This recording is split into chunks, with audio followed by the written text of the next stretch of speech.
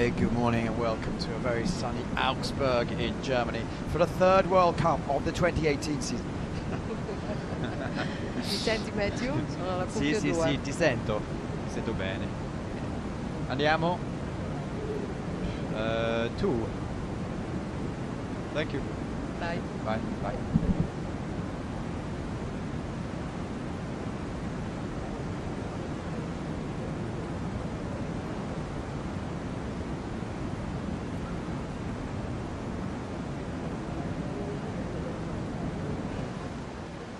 Wettkämpfer wünschen alle, dass sie alle sehr, sehr gut Leistungen verbringen. Natürlich auch hier an die Funktionäre, ein Dank an die Schiedsrichter, an die Videobetreuer, alle Offiziellen von den Verbänden und aus der Politik, die heute sich hier ständig eingeben werden. Und wie gesagt, um noch 3 Minuten nach 9 geht es hier voll zur Sache mit unserem ersten Starter in der Kategorie C1 Männer. Ladies and gentlemen, in a few more minutes, exactly 3 minutes past 9 o'clock, we start with our first competitor in the category Canoe single man. It is Dimitri Kumatov, with pit number 49. The top 30 canoeists from yesterday's qualification have one chance, one round only, and then this is the top 10 quarterfinals later today. All good luck to all competitors and all the officials here today and tomorrow at the ICF World Cup in Canoe in Augsburg, Germany.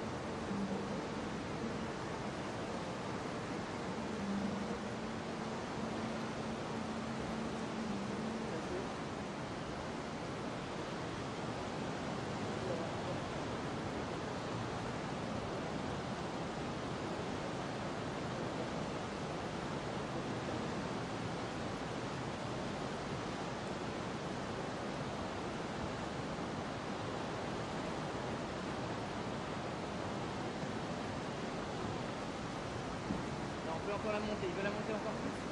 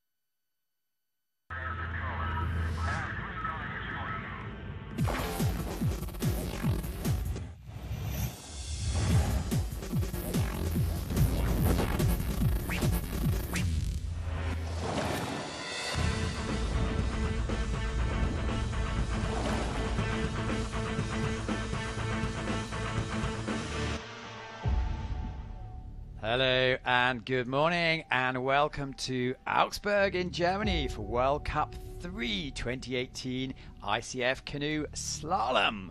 This morning we're going to be looking at the C1 men and the K1 women. It's semi-finals time, so lots of athletes went in the heats yesterday in interesting conditions. Weather wasn't as good as today. Today's absolutely wonderful, and the top 30 athletes made it through to the semi-finals. Top 10 of those will be going in the finals in 2 or 3 hours time. I'm Matthew Layton. As always, I have my top guests who are happy to be here but would have been happier to be on the water, but that's just the way it is sometimes. Casey Eichfield, Patrick Washer, hello and good morning. Hello, thanks for having us. Always a pleasure. Conditions look perfect from here. Yeah, today looks really nice. Yesterday was quite depressing with all the rain on and off, and today's weather, the forecast is showing a lot of sun, and I think it's going to keep everybody excited and ready for racing.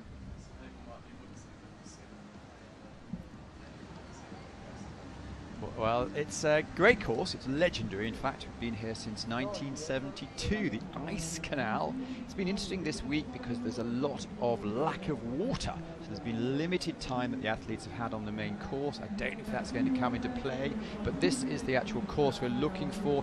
These athletes have not been down there before. They've had this to watch it yesterday. There were demo runs listed the evening about 7 o'clock, so they've had a chance to analyse what the demo athletes have done, look at the video, make their choices, but it really is first time down. Mark Delaney, who recently retired as the top coach in the UK, but sort of still is around there, has designed this course today. And boys, what do you think of it?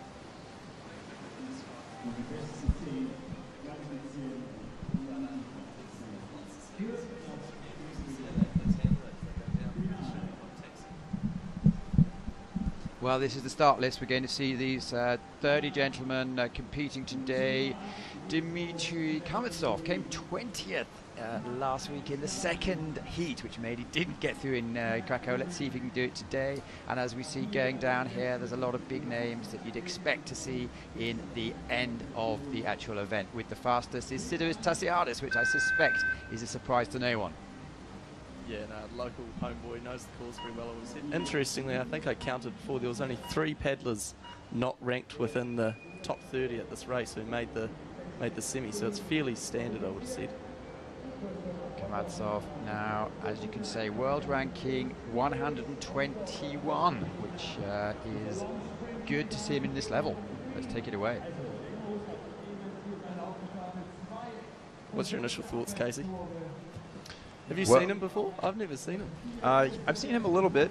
I've noticed him mostly in training. We had a training session with the Russian team in.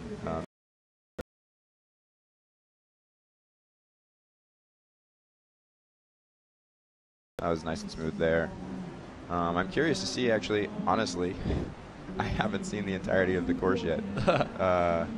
It's interesting, we just witnessed, he made it look pretty easy, but 7, 8, 9 I believe, that's a fairly tricky stagger, and it'll be interesting to see with, obviously in C1, some athletes on the right, some athletes on the left, if they all do it the same.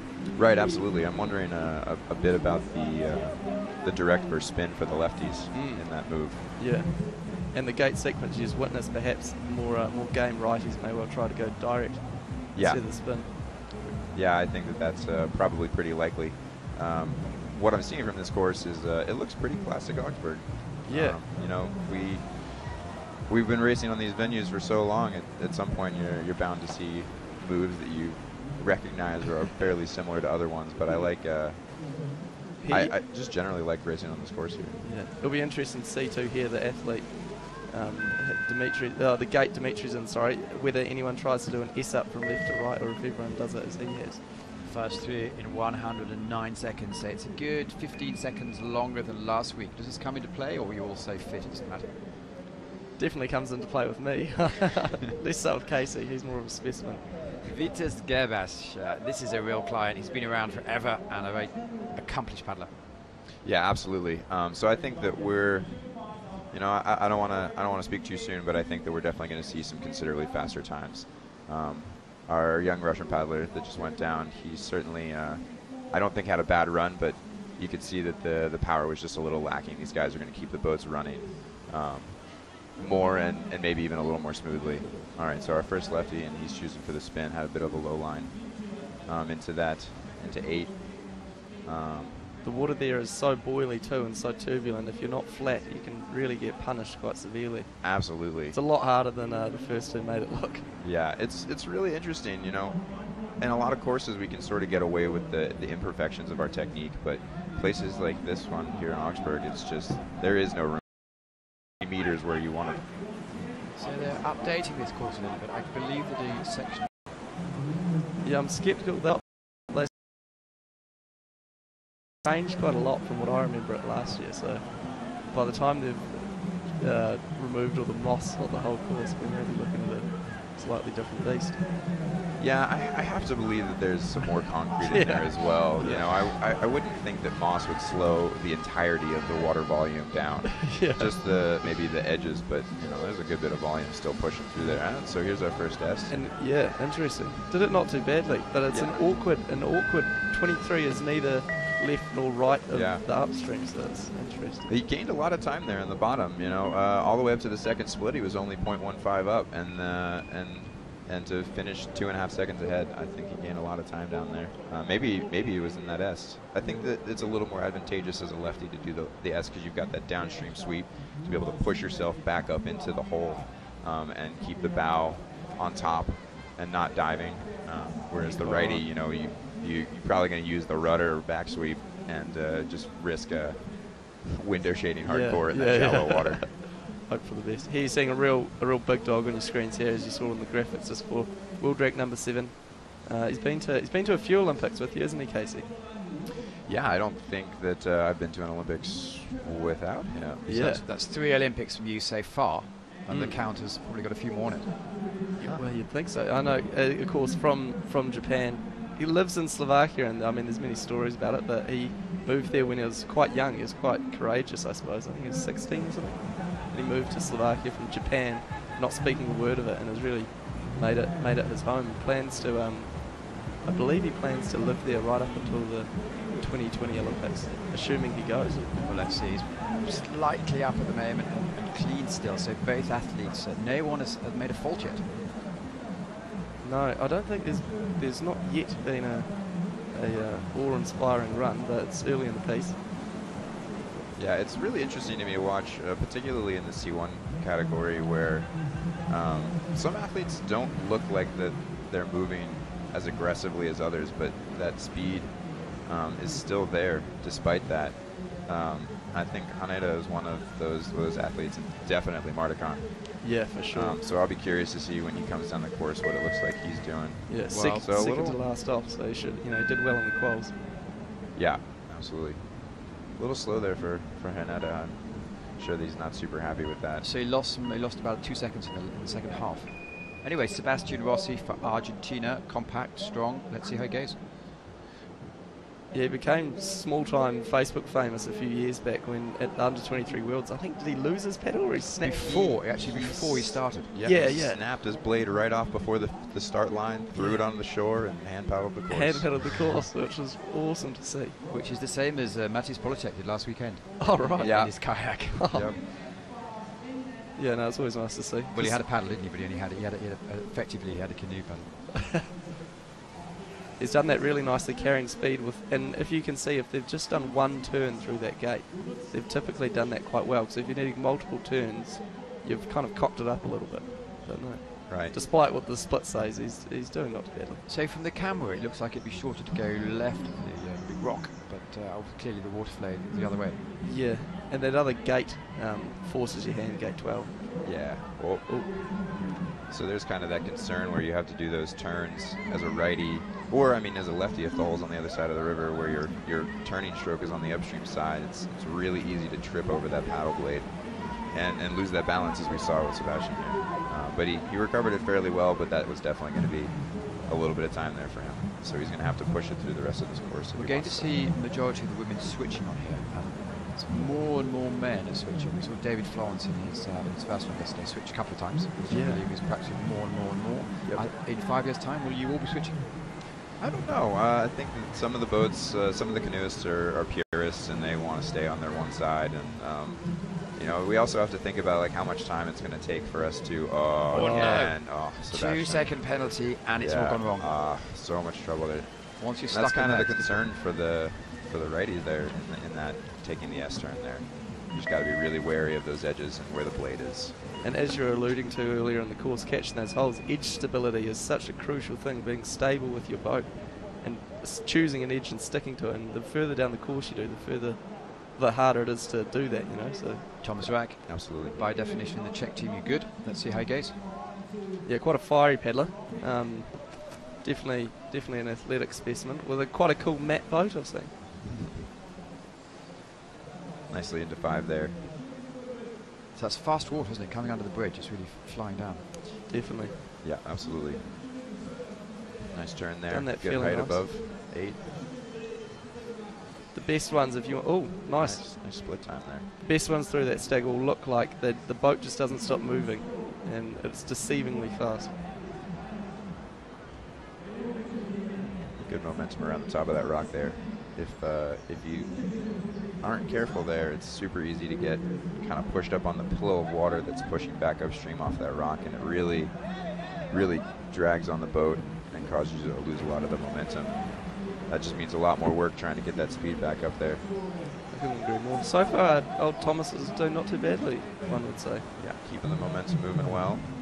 And it is such a physical course with so many turns and so much time you've spent spending paddling against the current. Good speed carrying through that upstream there.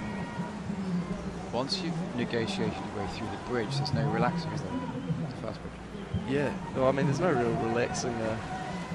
The only relaxing's after the finish line, I suppose. Oh, and we're opting for the S turn here. See there, he's done quite well. On the right, you can't see on your screens, but the hole's actually, it's not sort of, it's kind of on an angle, so it's even harder for righties to get purchased and turn their nose up. But he did not too badly there. Yeah.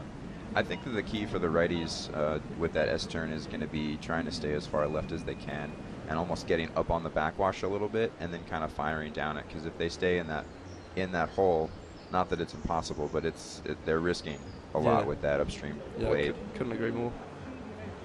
And actually, it's a very similar move for the upright at the middle of the course as well. After crossing through the little hole on the left, it's it is a similar thing. Number 28, Kirill Setkin from Russia. Yeah, very talented young Russian here. Despite his physical appearance, he is not that old. I remember feeling somewhat cheated when I saw him at like the under-23 Worlds, and he's just so much bigger than me or some of my other athletes.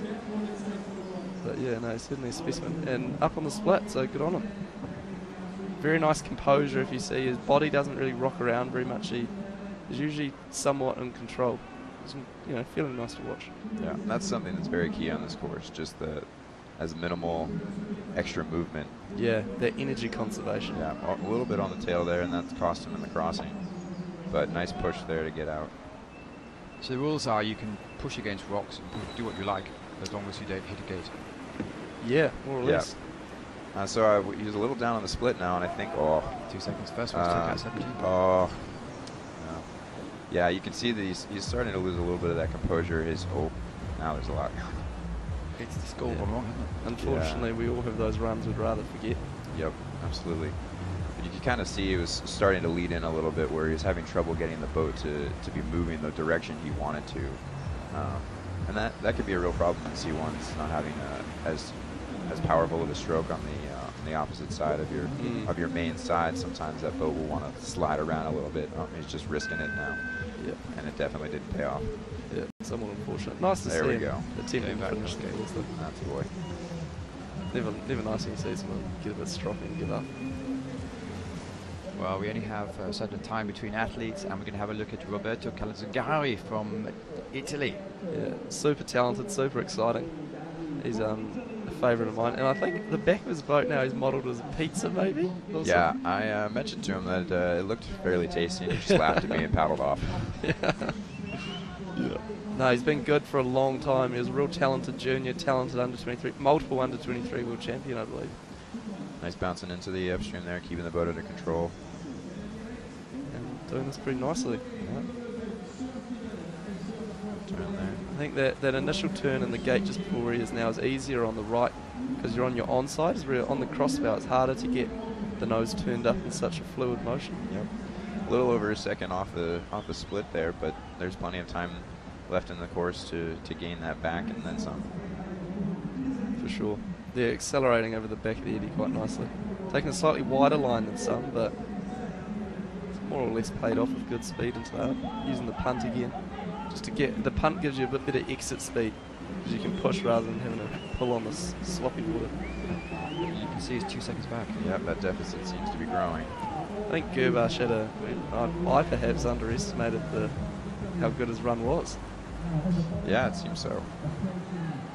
With Nice Thomas, upstream there. we need not forget though, Thomas Rack only half a second behind with the touch. Yeah, so plenty of room for further speed. So we can see under 105. Can we see under 1? Under second? Oh, perhaps. I mean, anything's possible. Opting to go for the conventional up. Doing it fairly well, having to really wriggle around to get enough space on the entry to the up though. He's going to be pretty disappointed with that.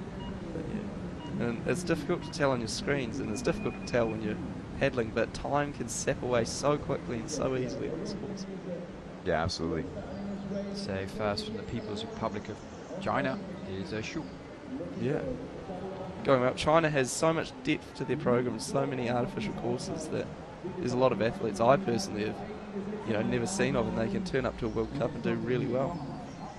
Yeah, there are a couple, such as our current athlete, that have really kind of surprised me. Like you said, we haven't seen them before, and then all of a sudden, then just whoa, that just really making nice, it look really solid, good. basic technique. Yeah, absolutely. So you athletes are known for being able to sort of manage your life and plan things. Do you ever have a possibility to go and train in China? Would that be something that could work out? Yeah, it could do. Have you been before, Casey? I only for Beijing. Oh, okay. And then we did a training camp the October before. Oh yeah. I know that talking to some of my friends from Australia, they've got an Aussie K1 men group that go every year with Julian. I'm not sure how he says last. Yeah, that one. And they seem to have a ball. Really great. Some different challenges that you wouldn't face in other countries with just a slight lack of organisation, but so much resources and things that they're disposed with. Oh, and choosing for the left line there. And doing it nicely too. Yeah, very nice. So you can't quite see on your screens, but there's a big rock which gets progressively shallower as you get closer and closer to it. So you have to really be careful. If you want to go left, you have to commit. Yeah. I'm curious to see where his time's going to be. Only about a second off once you exclude the penalty that he had towards the top of the course, but the spot has been flowing fairly well. A little bit hung up there. Ooh. Well, that's the second or third we've seen go under. Yeah, we'll have to leave that one to the judges. Yeah, I'm unclear on where the gate line is in that hole, so I'm not sure. Yep, yeah, well, there it is. So don't flip in that upstream unless you want a 50. Who's next to go? It's Thomas Coughlin, the gymnast. He was a gymnast when he was young. That's why he can throw his boat around so well. Yeah. No, certainly charismatic and exciting. Powerful than Tom, aren't you? Yeah, no, when you see him with the t-shirt on, he really pops out of it, doesn't he? He's also the official team bus driver. Oh, is he? They must have been scraping the barrel. And paddles with a relatively long paddle for a short guy, which you see on the crossbar there, it makes it harder because you have that much more paddle, so it's harder to get leverage. But I mean, so far working out well for him. Yeah, very nice split time so far, keeping the boat moving very well. Yeah, lives and trains in Pau in France with a bunch of other athletes, and they've made a real cool little training group there. Yeah. Also linked to the Geneva Club for Swiss, and he's great mates with Martin Dugu, who's the top of the K1 and qualifications. So good for Switzerland, but 2-second penalty. Yeah, unfortunate. Although I'm sure that he can pull it back. Look at that. That's still a second up, including that touch. He has a lot of power, hasn't he? So when he's on form. Definitely, and he's very good at turning the boat without sliding, without losing grip and touch. And on a course like this, where there is simply so much turns, that can be quite beneficial. Well, what we've seen from Tom in the last 2 or 3 years is once or twice a year he manages to get a podium. Yeah, I mean, it's all levels, stellar, so really, really good. Sometimes completely all goes wrong. Yeah, unfortunately, that's the nature of the sport, isn't it? Let's see how he gets this last key move. Oh, nicely done. Quite nice. Nicely done for a righty. Yep. I don't think you'll see it done much. Going to coast right into the first there. Very Very nice. There you go. With 2 seconds, great stuff. Yeah. First under 105. Yeah. Thomas Coughlin for Switzerland is the leader. Next to game, it's a bit surprising that David Florence is going so early after he won last week. He really loves the game, doesn't he? He loves training, he loves the activities, he loves everything. Very intense, very strong athlete. I don't think anyone could work harder than Dave. Apparently he's first one on the water, first one off. I asked one of his friends, what if he gets injured? And he just looked at me in the eye and said, Dave doesn't get injured. Yeah. Well, let's see how he gets today. So he had to do a second run yesterday, but I spoke to his dad before the second run. He was like, yeah, he'll be fine, don't worry. Yeah. I mean, you're looking at a double world champion from 2013, 2015. Spent a lot of time at world number 1. Slightly surprised he's this low, but he's been trying some different stuff, so it's excusable.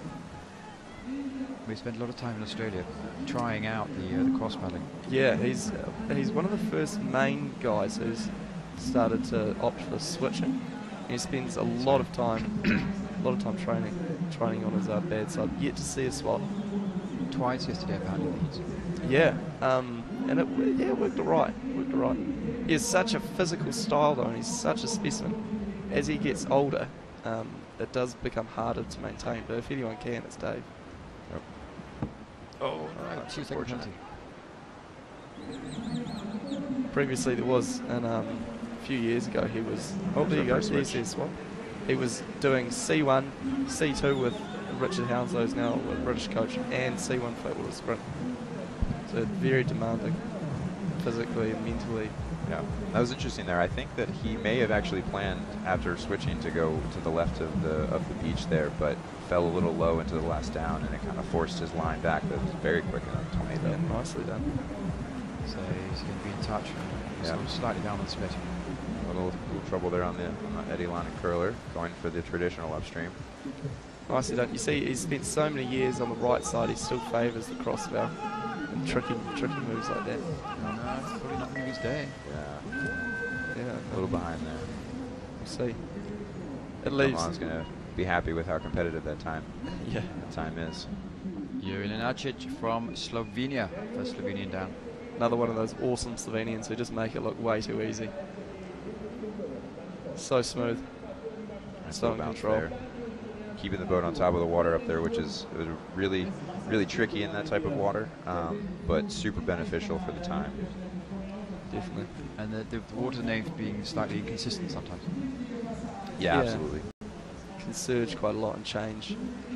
Yesterday in quals where people were going down the left side of that first rock, if you got the surge, it was so much easier than if you didn't. But Yuri going pretty nice so far. Nicely done there. Yep. Turning, catching the wave. Hopefully spinning off quickly. Slightly low there. Late there. To say how fast Thomas Coughlin was. Yeah. And he looked like he just had slightly better flow than anyone else we'd seen, but there's still many good paddlers left to come. So 20 to go. There's that nice righty line that I was picturing earlier, coming just a little bit below the hole and kind of riding the wave back up into the upstream. But you got to be careful not to ride it too high, or you'll be right on the inside pole as you enter the upstream. But we're still falling behind here. Time. And remember, Thomas had a touch too on top of that, so it was very fast. Decent upstream there. Should see a strong finish. It's about this point that I get excited wondering which side they're going to go to. Yeah. Oh. It's going to be painful. Yep. And that late in the course, you can't really make any adjustments. Nicely done though. That's not lightning fast, but good control. You see touches are quite punishing at times.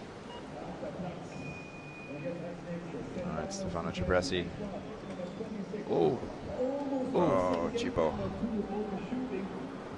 One of the first men who's been swapping for a long period of time. Previously a K1. Was he a world champion? Yeah. Yeah. Yep. Ask Julian Video all about that. Yeah, true. Yeah, no, multi-talented athlete. Yeah, like you said, Chipo was one of the earliest paddlers C1 to start switching. I think that background, that strong background in K1 made it a lot easier. For those of us who didn't really start in kayak, we're a bit more timid to start switching to the other side. Yeah, exactly. So you actually, Casey, you will always be a seaman since day one. Since day one. Mom and Dad put me in a in a canoe, and that's how it's been. I'll teach you how to kayak, but I'm not going to spend much more time in it. And Patrick, yourself? I was actually not a bad little K1 paddler until about 15, and I got the opportunity to come to Europe, but only in C1, not in K1. So as it happened, I just sort of got into C1 and liked to enjoy it more and more, and then ended up kind of swapping. Now I go back to K1 and wonder why everyone does it, Okay, well, yeah. Clearly well off the pace. Yeah, that start at the top's quite detrimental for his time. Yep. And that was unfortunately a good example of what I was talking about with the inconsistency of the water and finding that good line, staying on top well. Stefano's kind of pulled his head back together, but he knows that's not going to happen for him today. Deal breaker. Oh. No. It looks exhausting by the time if you've messed up at the top, by the time you get there, it's a little too much. Yeah. At the start of the run, I think he might have done something to his pedal or something, so who knows. Might have cracked it. So Mate Benish, been a little bit quiet this season so far. Yeah, surprisingly world number 4 and didn't make the Slovakian team, which has previously just been him, Mardikin and Slavkovsky, with the young Midagovsky, who's 20? 19? Turning 20? Doing really well there. Yeah, he's amazing to watch. You'll see him later on in the semi. So effortless, but Benish is definitely a force to be reckoned with.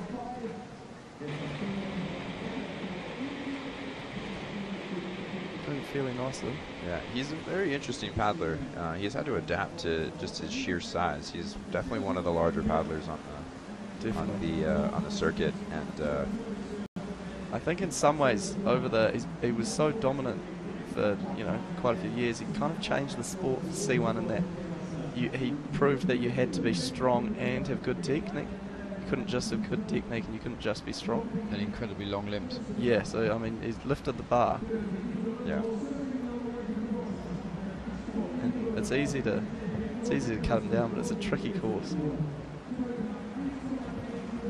might seem slightly down on the split. What I've been noticing so far, apart from under the bridge, that seems to be the key time loser. Yeah, it's interesting. I mean, everyone's unique and everyone's slightly better at different things. Benish, for instance, is quite a good punt, like you just saw there, so I mean that can relatively make up time. Very nicely into that upstream. Yeah, particularly like lefts and rights. Obviously they, I mean you end up with time, but they go about it very differently. All right, and we're opting for the S-turn. That's something they'll analyse on the video or personal preferences. Yeah. See what works for them. Yep, absolutely. And it'll come down to what they feel they were most comfortable with in training. He lost a little bit of time in that S-turn there. Just fell a little bit low and had to work his way back up into the hydraulic to get the surf out. I wonder if Matej Marinic is taller than Mate Benish. Yeah, I wonder. I don't think many people are taller than this geezer. He's certainly huge. He was excellent in the juniors a few years ago, under 23s, and hasn't really medalled or broken through. Yeah, he had one season where he I didn't know who he was, and he made a bunch of finals. He's definitely got it in him. Yeah. No, just too big. Getting a bit hung up there. There's pros and cons too to having long limbs and short limbs and everything. Like as it is. Catching the wave nicely though. Good spin, nice and high. Has to turn it back and carry some speed into the up here. Fortunately that up, along with other things, has slightly costed him 5 seconds down on the split. Yeah, that's a lot of time to make up for halfway through the course, but we never know. Yeah, exactly, anything's possible. Opting for the bounce there, and that's kind of the disadvantage there with that bounce is you don't have very great momentum moving across that narrow stream of current, and you got pushed a little bit lower into that upstream. You have to work a little bit more. Although he's maintaining the deficit at least over the penalty there. I mean, we're yet to see, I think only 1 or 2 people have really done this bottom section superbly, so if he pulls something out, he could well make up some time. Yeah. We're seeing a lot of pitoning, where the bow's hitting the wall as these guys enter their upstreams. It's a kind of unique thing about this course where majority of the eddies are quite narrow. A lot of times we like to try and glide into into the upstream and get our body behind the gate, but because of the narrowness of these eddies, it makes it rather difficult for us to do that. A little bit of trouble there. I couldn't agree more, Casey. I saw that video from like the 70s when they were doing it. I couldn't understand how they could get their boats in. Yeah, it's kind of mind-blowing how much the sport's evolved, but this course has stayed very similar. Obviously, there have been some changes. He was saying young Dan Watkins, super talented, does both K1 and C1, made the final at the World Cup last weekend in K1, and out here doing it in C1. So from Tasmania, there's a bit of a journey to go to the mainland. Yep, no, too right. But he's super strong, super mobile, just a proper athlete. And coached by Robbie Jeffrey, who's retired and come back in as a coach. Yeah. Dan's one who's a real keen swap. Oh, there you go. Really good swapper, really fast. Oh, had to wait there for the bat to come below the gate. Slightly costing him, but I would back him to have a strong finish. Yep, I think that we'll see him turn on that fire that we all know that Dan has. Yeah, definitely. Sometimes it manifests in ways we'd rather not, but then it manifests in really, really great runs. So you have athletes. You have a way of speaking in code, don't you? Remaining polite, but you know exactly what is being said. At times, euphemisms can be useful. Plus, sometimes they come back and listen to what we say. Yeah, unfortunately, he cocked up that last up a bit, and he won't be happy about that. And I mean, opting for the left of the beach here. You can hope for a strong finish. Another little nose tap there on the wall. Perhaps from coming in a little bit too tight from the entry down the left. So you're a bit too worried about not touching the poles, and you forget about your nose. And you pre-turn when that's required. Unfortunate, because Dan's actually had quite a good run, barring those, one or two costly mistakes. Oh. I think he knows it too. Yep. I always feel for them. You can see their fire kind of dwindling as they do their run. But that's the great thing about having. That's why I like to have a variety of guests, because you've all been there before. You've all had brilliant runs, and you've all had runs that you think, oh no. And Benjamin Savzik hasn't had that many runs. He thinks, oh no. He's a true weapon. I remember a few years ago he was on the podium in Prague, and Prague's a notoriously type race. He was on the podium with 3 touches in the final, which just no one does that. It's kind of mind-blowing. That's not an uncommon thing for him. Yeah. I've seen him do that. I think that it happened multiple times in that season where he would have 2-3 touches, and hopefully it's going to be one of those days for him, starting off with a touch on 7. So he's the world champion. He's super fast. There's no way, and he's deceivingly fast. He times his stroke. I don't think anyone can time their strokes as well as Benjamin does. Yeah. You can see that his boat moves very well from a single stroke. A little bit of a hiccup there, but he just transitions so nicely. Yeah, he's a weapon. Partly I think that comes from, if you watch his body and his paddle, even when he's like offline. Wow. Yeah, perfect example right here, yeah. And he cocked up that 7, 8, 9. Yeah. But his body and paddle, they're always sort of in the same position. So like when he's offline, he doesn't get flustered or anything, and he kind of just keeps going. Yep. Another piton there into that upstream, but he kept the composure in there and just wrapped his body around the gate pole, cut out as quickly as I think we've seen so far. If we're being critical, that exit from that up was slightly slow relative to some of the other athletes, but it's still super good. And we may well be seeing a final run if he does this last up good. Yep. Not too bad. Maybe even a new leader. Wow. Yeah, with a touch. With a touch and a pretty significant mistake. So the first 2 athletes down both have 2-second penalties. Yep.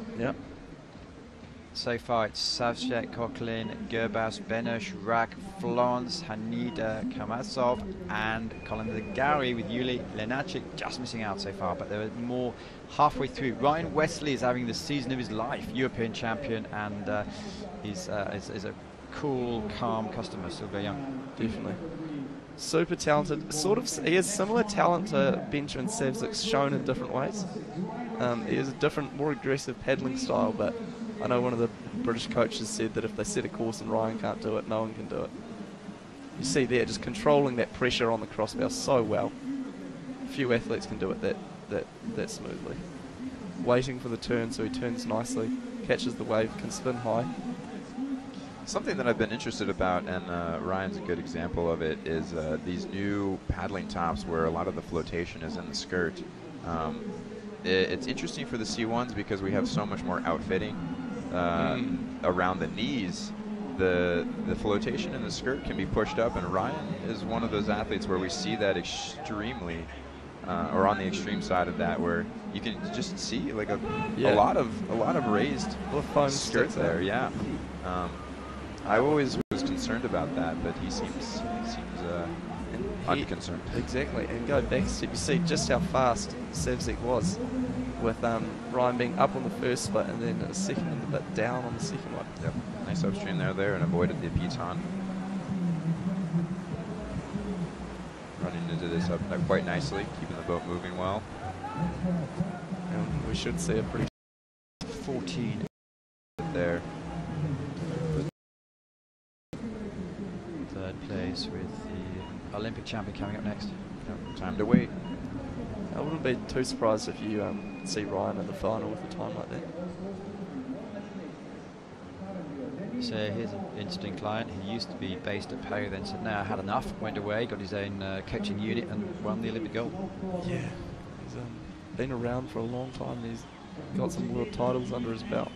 Certainly knows what needs to be done. Another very talented in, once again, different ways. How he's one of the only guys I know that paddles a boat that's built for a weight range way larger than he is. Obviously choosing that he likes the extra buoyancy over the increased turning speed. Do you guys know about every single boat? So if a newcomer comes in with a new boat, it's like, wow, examine. I think that it's based off of that specific person. Like Patrick here is throwing out facts that I'm completely oblivious to. That's why we have him in. He's a font of knowledge. Glad I'm not entirely useless. The odd couple of words that we need censoring, apart from that group. Well, looking fairly well. Slightly wider line out of that up, potentially just because he had extra exit speed. Touch costing him slightly there, you see. 2.7 down. Really nice little turn flick there, yeah. Little bump on the wall there, but decent upstream. Yeah. Carrying momentum well in there for the crossbow. And now traditional Orester. Denny doing pretty well, because I'd say traditionally he's slightly better at courses which he can sort of open up on. In this course you just can't do that. But still a respectable time by the looks. Fourth. And he would have been close for the lead, you see there, if he didn't have that touch. So it's starting to stack up at the top. We have Savchek, Coquelin, Wesley and Gago Canoe all medalled at the top level. Yeah. Flat, and he's a tall guy with long arms, but lots of short, aggressive strokes. With a lot of really, fast, dynamic turns. For the punt there to get out. I'm not sure that was quite the best call though, because you see he didn't really commit to it. Turning early, but somewhat making it work. You see him falling off the back of the wave there. Much like a surfer, you want to be surfing the face. Half a second up. Yeah, so I mean, he's still making it work, isn't it?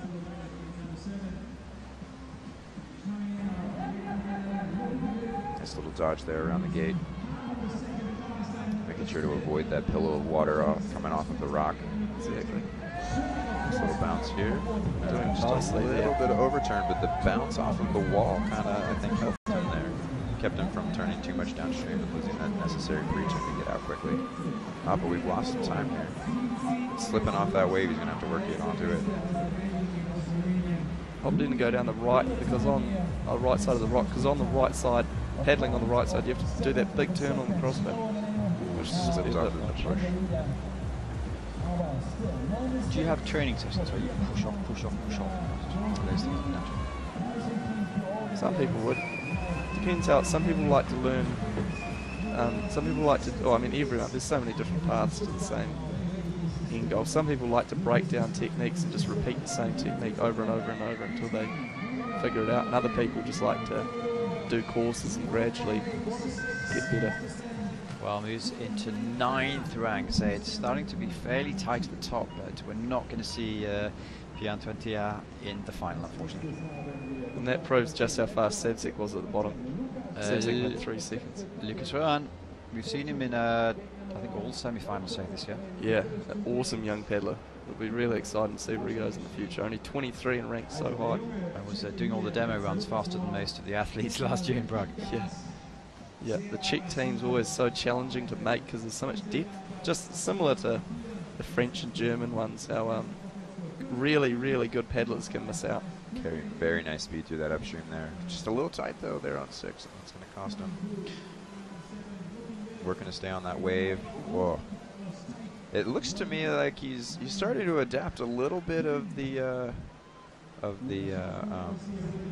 oh gosh. The Gizik? Yes, thank you. Oh my gosh. Yeah. No, said the name in my head and then immediately lost it. Yeah, so Jezik has just incredibly long limbs and very flexible and will do some contortioning out there on the course that most of us are not even nearly capable of. Yeah, just a little bit of that. Lucas is paddling. But Lucas is one of the, for me, they're all very friendly. He's the most laid back in the Czech team. He's very nice, that's for sure. Yeah. Not too terribly far off the split once you deduct that touch. Slightly wider there into that up, you see, so he can do a better turn and avoids hitting the hole, the wall, sorry. Or should pay dividend. Just a little bit tight there. Going to rush back. You can see he's just a little off angle there rather than carrying speed through that down, so it's going to cost him here a little bit. I think he's... Well, that worked out okay. That was about the quickest yet, wasn't it? It's going to be in touch for sort of 4th or 5th maybe. Yeah, and that sad. I suspect it was unintentional. I think so as well. I think he just had that momentum moving that way because he was rushing to the last downstream, and that kind of forced him. But you could see the very tight line. We do have an asterisk next to his name, which could be good or could be bad. We'll have to see. Yeah. Oh, I think they're probably debating the validity of that up. Here's Ian Borys. Yeah. Lives just across the ditch. From Australia. Doing quite well. Nice to see him qualify nice and high and have a really good run. So hopefully he can replicate that in this more challenging course. Yeah, super exciting. Unfortunately, he just seems to have just recently gotten a haircut. Now his hair doesn't blow behind him like a cape in the wind. Big turn there. Good climber as well, apparently. Riding on the stern a little bit there. Oh, we got a nice surf here. He's yet to make a World Cup final, finishing, I believe, 11th was his best result a few years ago, but he definitely has it in him should he have a good run. Not too far off the split, so there's still a little push down there, though. And so there you can see a little bit of that riding up onto the pillow, but he did carry off of it rather nicely, so he didn't lose as much time as he could have. He's going to be sapping a bit of time. There's so much time to be gained and lost in these offsets here. They're not necessarily super extreme, but there's just so much to be gained if you run them well. Yeah. But, most of the athletes are hitting the boats, aren't they? Yeah, I think that's a very common Eddie. Little duck there. A little bit of trouble. But like I was saying, that's a very common Eddie for people to piton into. I don't think that I've raced here without having an upstream in that eddy. That's why Augsburg's slightly more predictable on the course designs than some courses, because there's not as many eddies to choose from. Yep. Just outside. So no, it's proving tricky, isn't it? Yeah. I hope he's happy with that, but I don't think he will be. Slavkovsky, Alexander, #1 in the world. Yeah, very talented. One of the big three from Slovakia. It was real sad. When he was young, he had polio, so he's one of the few kids who has, well, if you see him, he has really skinny legs, but you wouldn't guess that from his upper body physique. Yeah, outstanding skier as well. Yeah. He's really talented. Does he do anything not well? Yeah, it's hard to say. There are just some people that are frustrating like that. They do everything so well. So he does the whips, the bull whips as well. Oh, right. Huge whips. I saw him here doing that a few years ago. So everyone needs a hobby. He's one. There's a boat which is slow. Oh, up on the split by a second. Yeah. He made the boat called a hype, which is a breed, like a crossbreed kind of between the traditional wide C1s and the skinnier C1s. And you see Ian just before paddles it along with a lot of the rest of the field. Running the boat very nicely. We haven't really seen him lose speed anywhere. He's very talented. His credentials aren't to be questioned. and increase that lead a little bit. Second half, and as you were just saying about the staggers, he's done that nice, opting for the right line, which I think is slightly slower, but for the right side paddler's easier to pull off. Yeah. You can see there, not getting that bow anywhere near the wall, keeping the momentum moving. A little tail tap though, but carrying speed nicely through 20, and now traditional RS. Yeah, I mean, for a righty, this is what nightmares are made of at this finish, but we'll see how he goes. Going for the S. Nice and slow, he knows that. So this right here is what I'm talking about, where he comes just a little bit below, engages the tail, and gets the pop back up into the hole, and that was really nice. Wow. Even stopped a stroke Doesn't early. even sprint to the finish. Yep. That's right. Impressive. Going to finals, baby. We've just seen, you could watch 100 videos where he does that.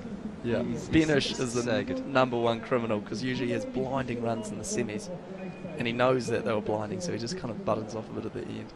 And here he goes, Anzi Bercic, who had a couple of victories 3 or 4 years ago and has been pretty much there or thereabout. Looks like a real athlete, because he's not sort of meaty but very athletic. Yeah, definitely. So I've said it before, but he's super talented. All these top guys are, and really, really good from a really young age. Potentially hasn't evolved his technique very much, but it's so sound that he doesn't necessarily need to.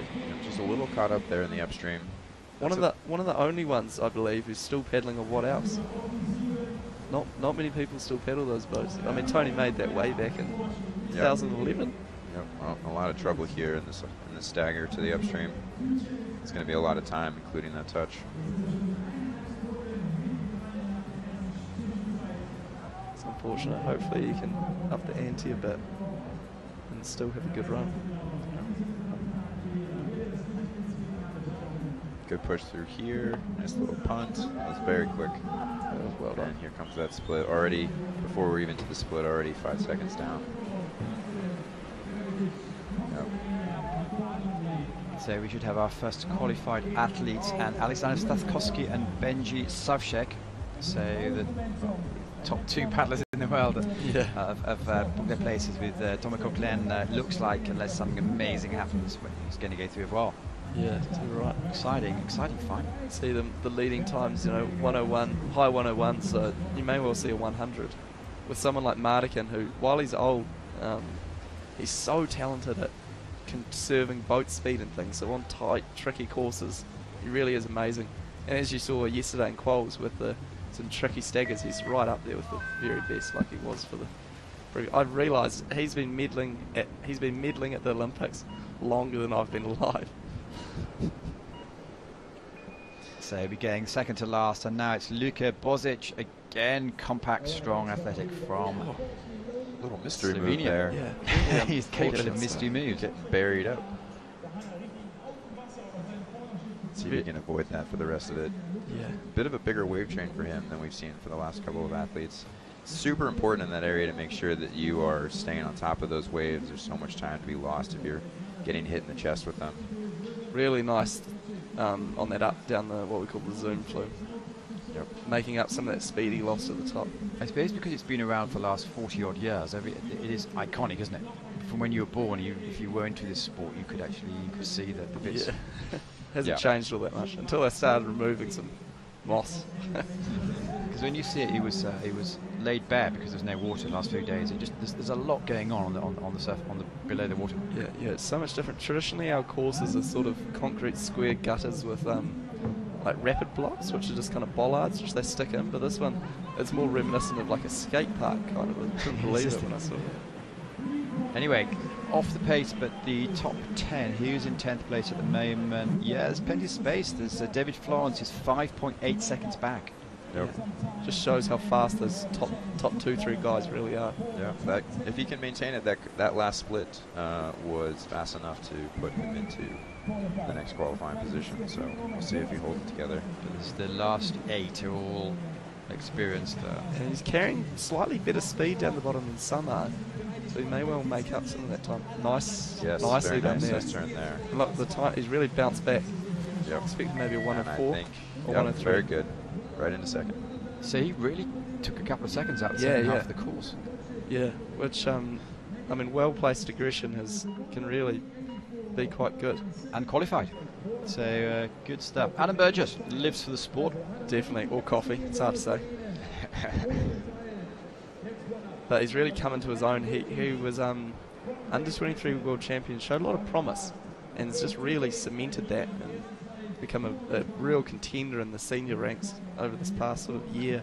But to be fair, if you had Ryan Wesley and Dave Florence against you every day, oh yeah, I mean, it's got to bring you along. It's definitely a good environment. Let's see how he's going so far. Looks good. He's super committed too. That's actually an interesting point that you raised. It's really nice to have athletes that can really push you. I think that's how these countries can just bring it to a whole other level. So I think that's one of the big reasons that we have these training camps. A lot of the athletes from all around the world go to places like Australia and New Zealand in the wintertime. Partially it's beneficial for us because we're getting warm weather, but also because we're getting to train with all these incredible athletes, and you can see it. It really shows in the World Cups. Yeah. Well, so far, let's talk about his run. It seems to be going well.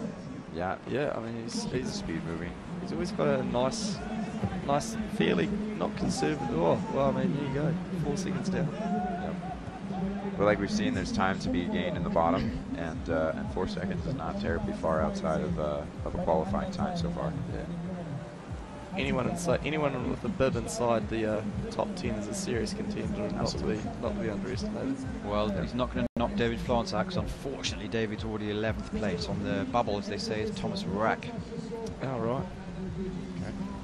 And opting for the S turn. So they really had to do something special in the last move.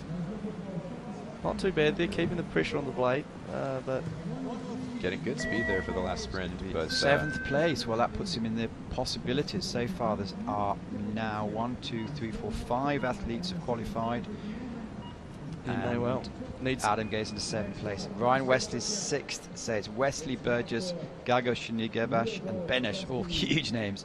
And Marko Murgowski, you said a few minutes ago. Yeah, incredibly talented young. He's slightly older than that photo leads you to believe. But no, really talented, and as you'll see, he's another one quite deceiving. He doesn't look like anything that startling with his kind of hunched posture, but he is always online, always in the middle of the gate. See that up there? That you don't Very think nice. much of that, but just in the middle, carrying speed, and he's really efficient and puts his strokes in good positions. I believe he trains with Jakob Grigger and Thomas Mraz. It's been probably the most laid-back training group possible. Very in touch on the split there. Yeah, he's a super talented young paddler. I mean, anyone that can beat Benesh out of the Slovakian team is a proper operator. Yeah, from that aerial view, you can see very nice line through 11 and 12, avoiding too much of that pillow off the rock and keeping the boat moving really well. Nice little bounce here. It'd be good to see more overhead pictures to give us a perspective, because it all looks, from the ground view, it can be quite confusing. Yeah, it can be a little bit misleading, the features on the course from the cameras on the side. Because there's nothing there's no sort of definite way to show you where you are, because you can't see the gate numbers. Yeah. But he's on a fairly good run so far, I would say. Yeah. Not blinding, but solid and clean, and there's not many clean athletes so far. Holding this together, I think that we were looking at another finalist. Yeah, it'd be awesome. See, I believe it'd be his first final. And I mean, well deserved, because he's such a talented. And he's well, we'll have to Caught him out with it. I think he's done all right there. Yep, didn't go too poorly. And crikey, there he nicely is, done right at the there. final. Right Fifth place qualifies. Good to see. Well done. So far, Slavkovski, Bozic, Savchek, Coughlin, Mudgowski, Lucas Rowan, Wesley 7, Burgess 8, Gago Canoe 9, Gerbas 10. Next to go is Franz Anton, who must know this course as well as everyone. Yeah, you'd hope so. Although last time I spoke to him, last year I think it was, I said, have you been on it much this year? He said, no, first time was yesterday, because obviously he doesn't live here. Although, as you pointed out, hasn't changed much since 1972, so, 28 years old or whatever it is, I'm sure he'd know it like the back of his hand. But there's quite a few the Germans who actually live here. Yeah, there there are is. a few who are like second well ever, who come here for camps. As you'll see, Sideris, who's last off, lives here and is really capable of some amazing performances. keeping that speed moving very well. 0.4 up though on some good runs, so you may well be seeing 100 time. Well, 2 jams in the last 4 to go. Yeah, true. It's still fairly early here, so the crowd, I suppose this crowd is starting to come out. A few hundred people there. It's lovely and sunny today. Exactly. What I noticed yesterday with the speaker, he was actually watching the screen, so he was about 2 seconds behind. It's quite amusing watching what he was doing. run. Slightly awkward crossbar there, and I'm not sure whether he got that time, go. Oh, he's tight here. He's tight. He's really having to work hard. Put that left line. Apparently still clean, so I mean anything's possible. Because touches these days are really so detrimental with how the fields are getting tighter and tighter. 2 seconds really is quite a lot of time. But today, I mean, not to disagree with you, but there's still 5 seconds between the first 10. Yeah, well it shows that dominance of those top few, because the top 10 in the world really are kind of a cut above. It's never fun touching the last game. Yeah. Say moves into 50. Casey, not to be nasty, but you're a top 10 man. What's happened this season? Yeah, I don't know. You know, it's a little difficult to put all the pieces together sometimes, and I think that I haven't quite found that yet for myself. You know, I've got the physical aspects and the head game, but sometimes the head game just eludes me a little bit. But because you're a top 10, you'll always be a top 10. Here we go, it's Gregor Hedvig. Hedwig's been really exciting to watch lately. His consistency has been mounting and mounting over the years, and it's showing as we see him ranked well in semifinals and into more and more finals. A little tight there on the entrance into 5, but you know, like you said, there's still a bit of space within the finalists, and so a touch doesn't mean. It's been interesting to see. I think there's been a shift in the sport. Older athletes like Hedwig, who's late 20s or something, they seem to keep getting better, and there's not many, if you've been paying attention, there's not many young guys who are breaking through, particularly in C1, because it's so, you don't have as many options as you do in K1, so you can't just like rip out a run. You really need to be technically sound, and that can take quite a bit of time. Well, he made the final last week. Yeah. Came up 10th with 4-second penalties. He's the only athlete to have penalties. He had 4. Yeah, right. Well, I mean, see, it's fairly in touch. Another touch there will be hard to come back from. Although it's not over till the fat lady sings. I mean, who am I to cast judgment? You know, I raced with Hedwig this I think a couple months ago in one of their local races, and his times, I only managed to beat him because he was dirty. He was considerably faster, but kept hitting gates, and I think that might be kind of his wall right now is just learning to get cleaner. That was a very nice S-turn there. Ryan Wesley is now qualified. That'll do his mum proud. I think some of his family's out here. I saw him playing with a little kid. Yep. Gregor Hedvig, we don't know yet because there's an asterisk next to his name. Now, if you're on your phones, team, put them down because Michael Mardigan is upon us. Interesting, he doesn't change much because he's been in the game so long, but he has changed his pedal this year, opting for a longer one of a different model. And has plenty of advertising on the back of his boat, which is that's an interesting point. Controversial. But I think you'll see on a course which is as technical as this with so many turns, he may well, he has the potential to win, and win by somewhat of a margin. And the last couple of weeks have been noting he's been very interestingly coaching the Chinese athletes. See there, he does not, the only stroke he did in that upstream was an exit stroke, and he has so much more speed than any athlete we've seen. He's one of those athletes that I find it's really incredible. It doesn't look like he does very much into an upstream, and yet the boat just keeps moving. Yeah, you see 0.25 down. And interestingly, doing spin, because he's renowned for, he's achieved so much in the sport. The only thing he hasn't achieved is going direct in every race when everyone else spins. I would have truly enjoyed seeing that yesterday with the double spin. Yeah. Well, we did a portrait that's filmed. You can see it on ICF TV on Planet Canoe last weekend, and he's still massively motivated. He's more laid back, but he's still massively motivated and desperately in love with the sport still. I think he might have, the reasons he's in the sport I think might have changed. But slightly down on the split, you see, but I mean, he could, if this last S-up goes is how I foresee it, you know, could easily be in with a win. He's already off to a better start than I think last season when he pitoned that wing coming into the upstream and flipped over. Oh yeah, that's right. Showing yet a humorous side with the Instagram videos the other day. Yes, it was good to see. That was really very nice. And a solid into the finals. Yeah, he flips right right first now. couple of places. Second place. Wow. So now Adam Burgess has qualified in 9th, Ryan Wesley in 8th. Denny Canoe is the Olympic champion, and he's not certain because there's one athlete to go, who's Sidivis Tasiadis, won the first race, didn't make the final last weekend, but Yeah. This is an exhibition, hopefully. If anyone can manage that pressure from being last off at your home course, I'm sure City can. I'm sure he can do it quite well. He's a real force to be reckoned with on this home course of his.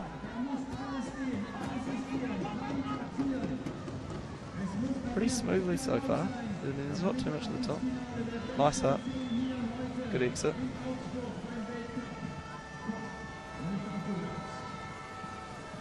Turning nice and late there to pick up the wave so he can spin high, which allows him more time there. I'm not sure that cameraman's going to do a good idea. He might well fall in. Saved that very nicely. That could have gone much worse. Yeah, you're quite right. And only 0.4 back, so still very much in touch. Definitely. Pushing well across that dead water there in that eddy. Really accelerated. Nice little bounce there, and going for the push. Nice, very smooth.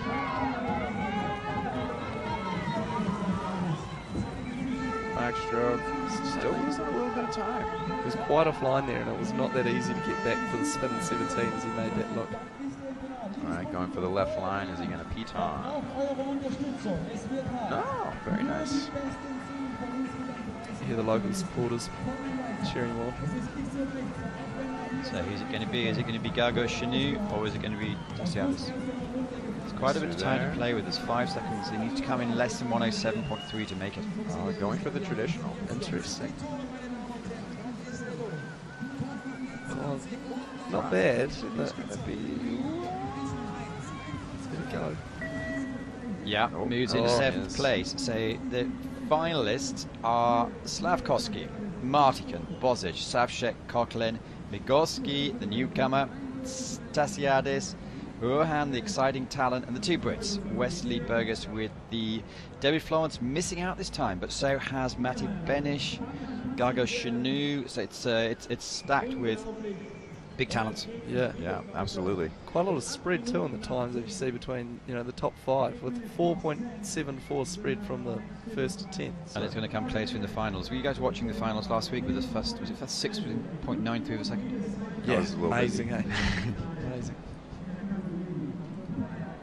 Good, so that's how it works. We talk you through the action, and hopefully you've enjoyed Patrick Washer, Casey Eichfield, who have made themselves available this morning to give us the benefit of their knowledge. Last couple of days it was easy to get commentators because it's raining. Today it's a beautiful sunny day, so we'll hope, gentlemen, you have a good watch. Yeah, thanks for having us. And maybe see you a bit later. Too right. Thanks so much. Thanks, guys. See you later.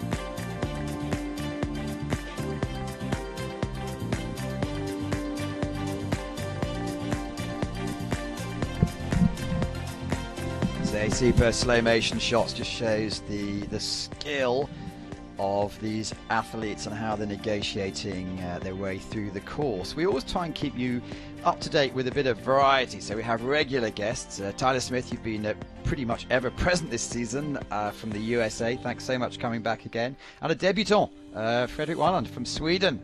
Thank you so much for coming in. We're looking forward to the ladies coming down now in the K1. How do you see the course? Well, I think the course designer has done a good job. We can expect the ladies. I'm just going to cut you off 1 second. Yeah. Sorry, we're just going to give confirmation of the classification. So these are the gentlemen who've qualified for the final. Slavkovsky, Martin, Bozic, Savchik, Cochli, Midorski, and I've forgotten the rest. We'll have to go Tassiadis, Rohan, Wesley and Burgess. There you go. And these are the chaps just missing out. So that's going to be taking place in 2 hours' time, and that's the C1 men's final. We're coming to you live from Augsburg in Germany at the Ice Canal, and we're just about to talk about.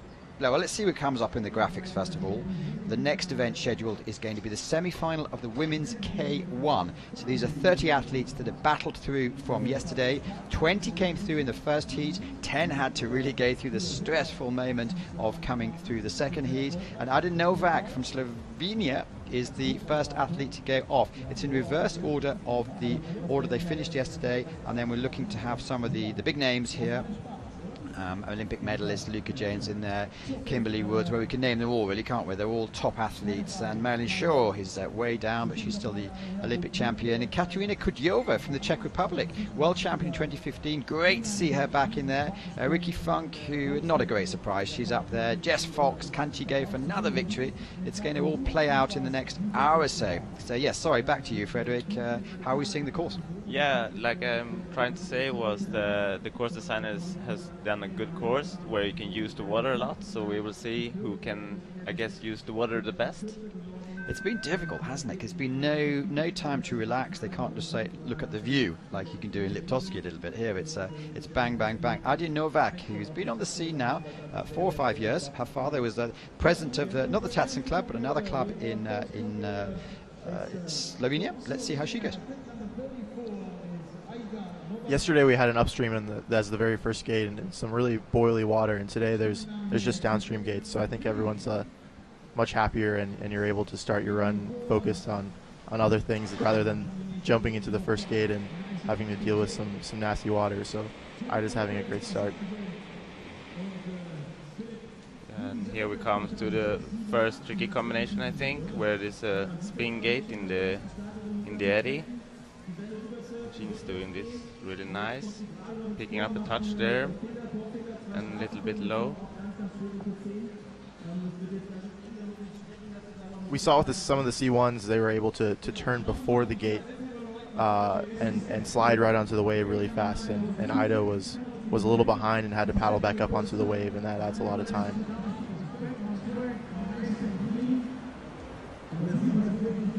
Saw a little bit of trouble with people hitting gate 14 earlier, but Ida's nice and in and out, no problem. Let's see what line he would choose here. Yeah, spin. There we see again having to paddle back up onto the wave. That's a slow way to go. And picking up a touch there. When we saw the C1 men, pretty much all the athletes were touching the side every time. Interesting to see if you need to be so close in the K1. The eddies are so narrow here, so it's really easy to hit your nose on the wall, and it stops all your speed, and it's pretty jarring depending how hard you hit it.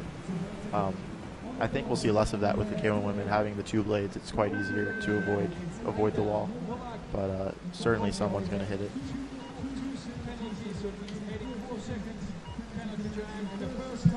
First to go is Ada Novak, 1:23.4 with 2-second penalties. So there's a lot of big athletes to come. And Eliska Mintalova from Slovakia next to go. Slovakia got a really young team. Elena Kaliska just missed out on the semi-finals. Not that young, obviously double Olympic champion. Let's see how Kaliska goes. Last week we saw her in the final, which was super exciting to see younger athletes in the final. And she's paddling really great this season. I think she's having a good start, and the boat, except for this little bit trouble, has been really well. Good speed on the boat.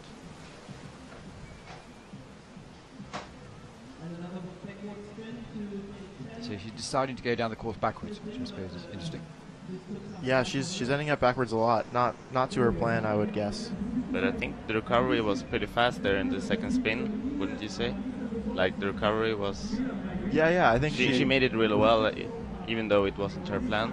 Yeah, she was able to fix her mistake quickly, which is good. So, not like, I suppose, last weekend there was 1 or 2 key moves. Here there may be 10 places that are influential. And 2.66 up. So, second of 30 athletes, but that's given back the lead. Yeah, there's certainly this week there's really crucial parts all the way down the course, and you really can't give up any of your focus in any section. These last upstreams are super tricky. Jumping into that gate, having your boat flat is really important. And this last upstream is so difficult with it being behind the stopper and having to hold yourself in and out really quick. But doing a good job. Yeah. If you can do it on 1 or 2 strokes, it's super fast, but it's so easy to end up spending 5 or 6 seconds in that upstream. Well, takes the provisional lead. But I'm not an expert on body language, but she looks pretty upset. Yeah, in the beginning she had some troubles, and that cost too much time, I think. So, 2016 Junior World Champion Roninska from Poland. Let's see how she can go.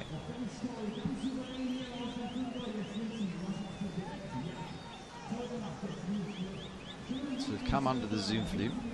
Water's going quickly. Now they have some strategic staggers to do.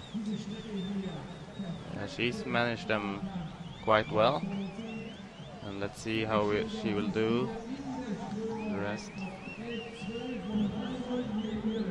We saw with the C1 men, the first split was fairly misleading. You could be really fast on the top and end up quite far off on the bottom, or the opposite. You could be a little behind and make up a lot of time on the bottom section. So we're going to be looking more at the second and third splits to really see how the run's going.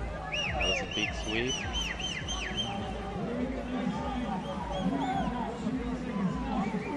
Yeah, so that's 7 seconds difference from the first split to the second. Picking up a touch there. I think we saw a couple penalties making the C1 men's final, so it seems like there's room today for a penalty. Other than that, I think she looks really fast. Yeah, super tight and fast in upstream 20.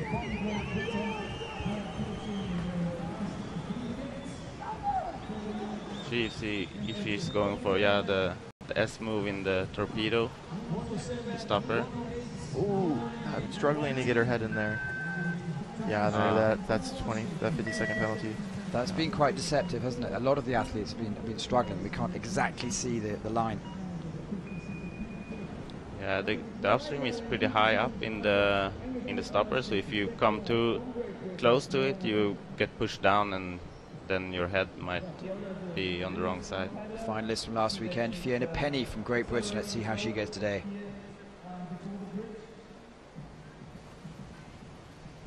Kind of slowing up on those waves there. It's really important to use your strokes well and jump on top, and Fiona was kind of hitting them all with her chest.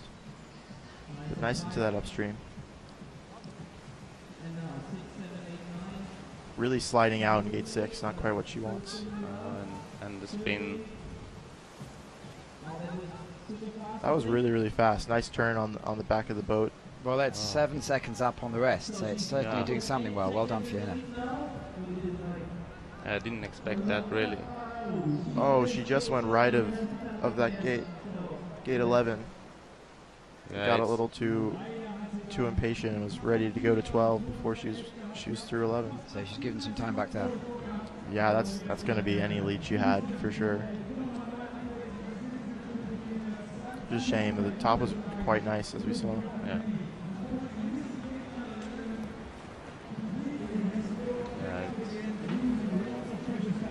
Too bad to... Well, 13 seconds on that move. Yeah, it's... So here we have the option of going right of the rock or left of the rock, and it seems it's a little more common to go right.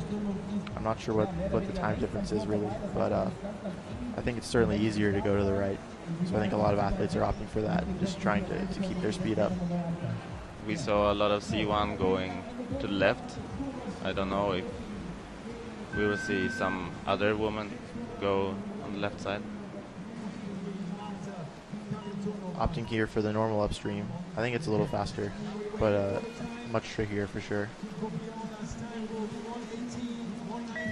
So it was all missed 11, has been probably taken 10-15 seconds off of time.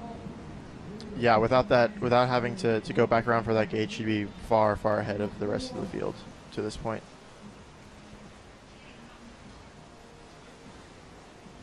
Next to go for Russia is Marta Kojanova, who's pretty much semi-finalist in most events. Yeah, we see there she picked up a touch on gate 3, sorry.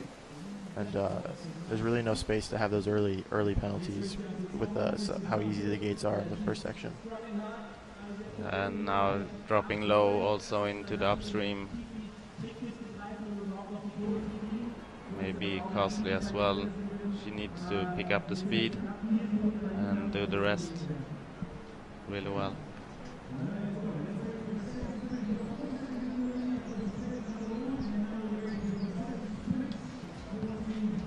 So let's see how she's coming down now.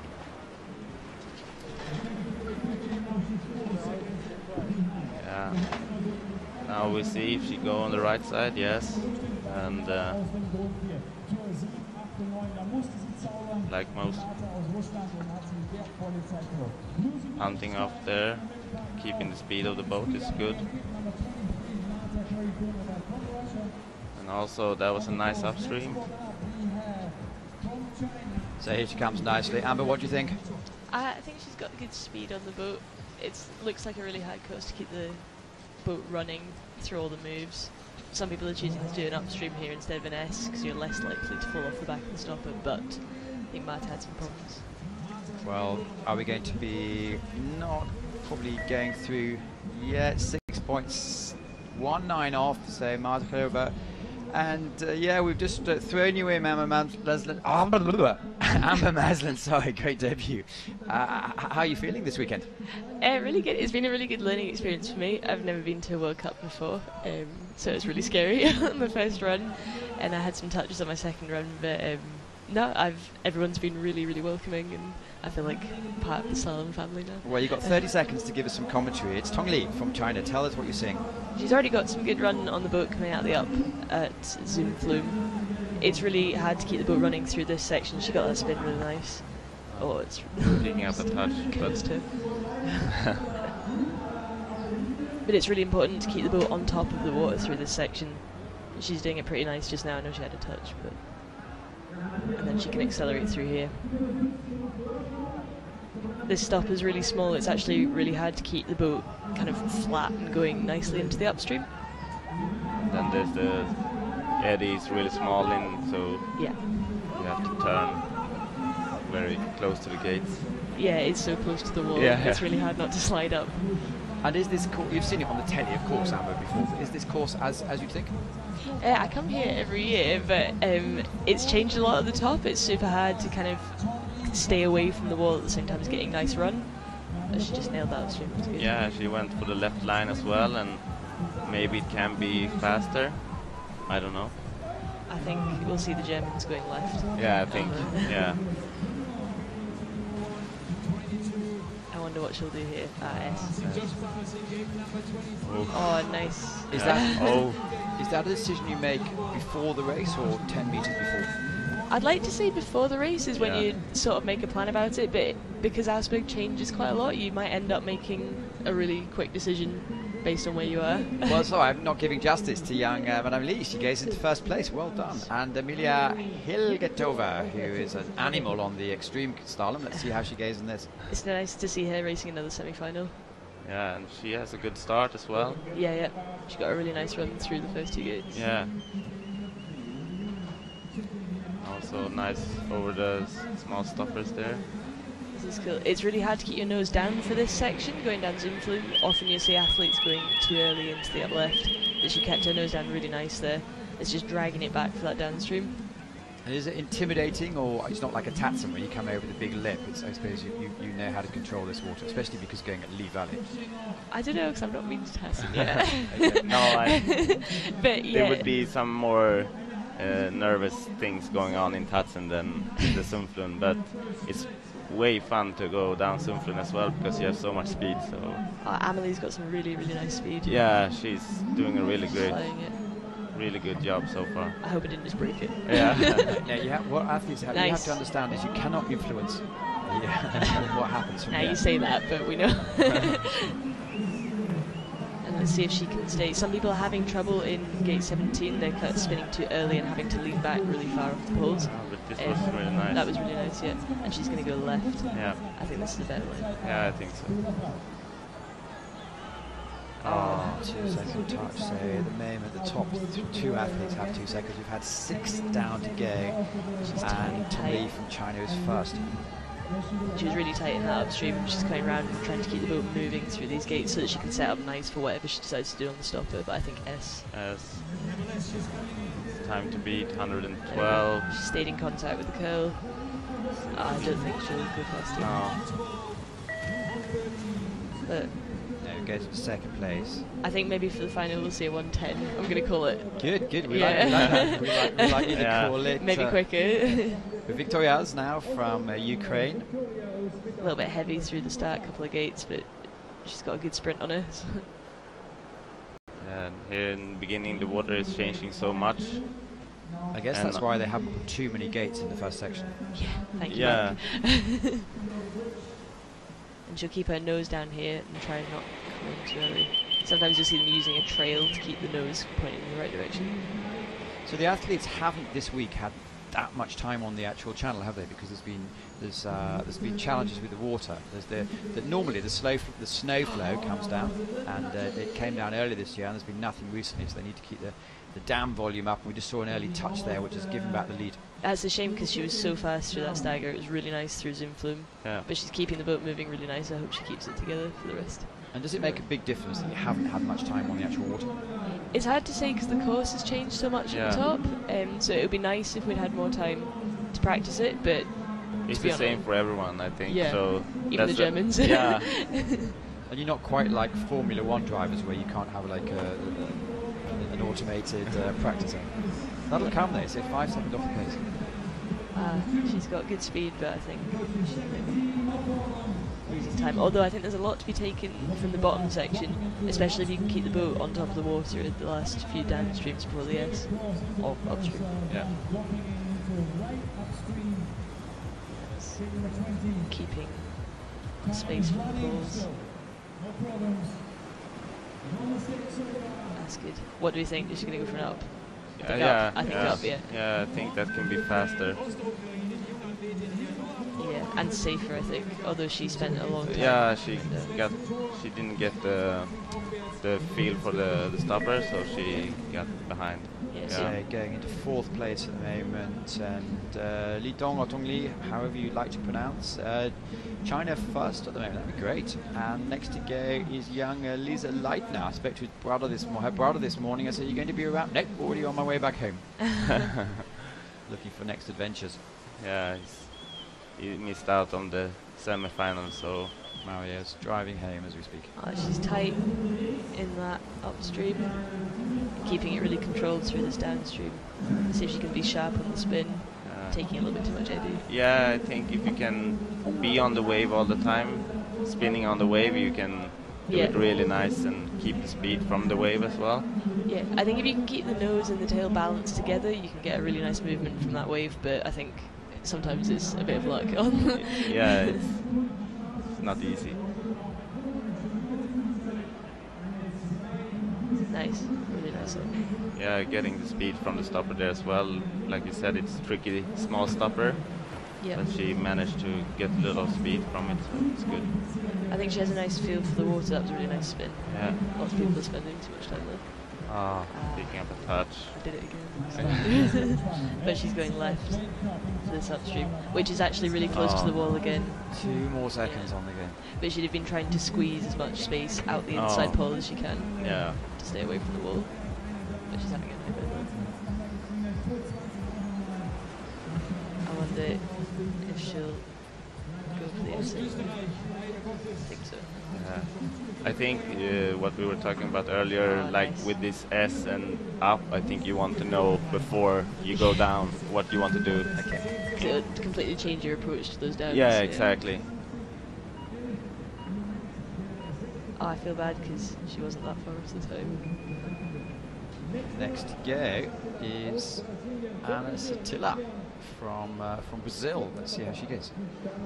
Oh, she took quite a hit on that Yeah. first wave. Yeah, but she does all. She's tough, and she does all the extreme paddling and C1 and K1. And I don't know how you can do C1 and K1 in one day in qualifying. It's mad. there's quite a few, probably 6 or 7 athletes now who are taking it very seriously. I think she had some stoppers slowing her down in the top, so I hope she can I make think the rest better. But this she just was- needs to fight through this bit, I think. Should be. Oh no. That's giving a lot of energy away. A lot. Yeah, and it's really hard to come back up from that eddy as well because it's all sliding away to the left. So. She's really strong, so maybe Yeah. she can make up some times in the second half. Yeah. Just to go flat out with a heart of 190 for nearly 2 minutes is quite some effort. Yeah, it is. And also the focus all the time needs to be 100%, and it's hard when your pulse is way Yeah. high. Yeah. But Especially when as I you're keep saying, you are the best athletes in the world. They say, so it's a fair test. Yeah. Yeah, and we try to train for it every day. Yeah. Going for the right line here. I wonder if you know about the 50 seconds, because the speakers not, the microphones are not really that loud here. I don't think so because No, she's still she- going hard, but I wonder if I didn't see it. So No, I didn't see it either. Oh no. Well, that gives us something to think about. Yeah. yeah, but I hope she Oh, continues touch there and does as this well. move nicely. Oh, that was close as well. That was a nice upstream. Yeah, so it was a really nice upstream. it's good when they can try and finish it. Same how they plan. Yeah. I can feel her pain from the Yeah. finish line. Not what she hoped for. No. So who's next to go? It's another top athlete. It's Nina Rutschling from Austria, and they have one of the top teams, don't they? Really. Yeah, the ladies are super good, all of them. So they have a good program, I guess. Doing really good work Well, I together. think Michael from Germany set the foundations, and then Helmut and his mates have come in and really sort of added an extra level. Yeah. Yeah, these K1 Doing girls this- especially have a yeah. really good training group. Doing the first couple of gates here really nice. The spin and the tricky move here is really nice from Nina. Yeah, she's staying on top of the water and really like pulling as hard as she can through. I think she's going for clean. I just Yeah. said it again. She's gonna Obviously, she has really nice lines and keeping the boat flow going. Getting a little bit low there, not using the stopper enough.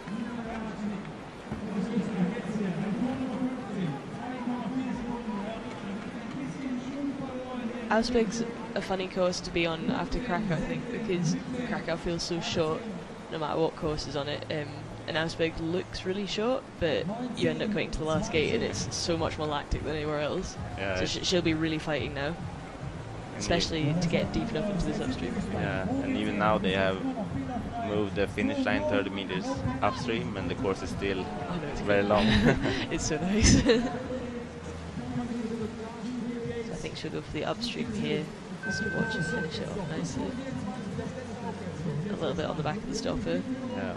And it's really important to get your hips underneath the inside pole if you're doing the upstream, and actually further away from the inside pole if you're doing the S, I think.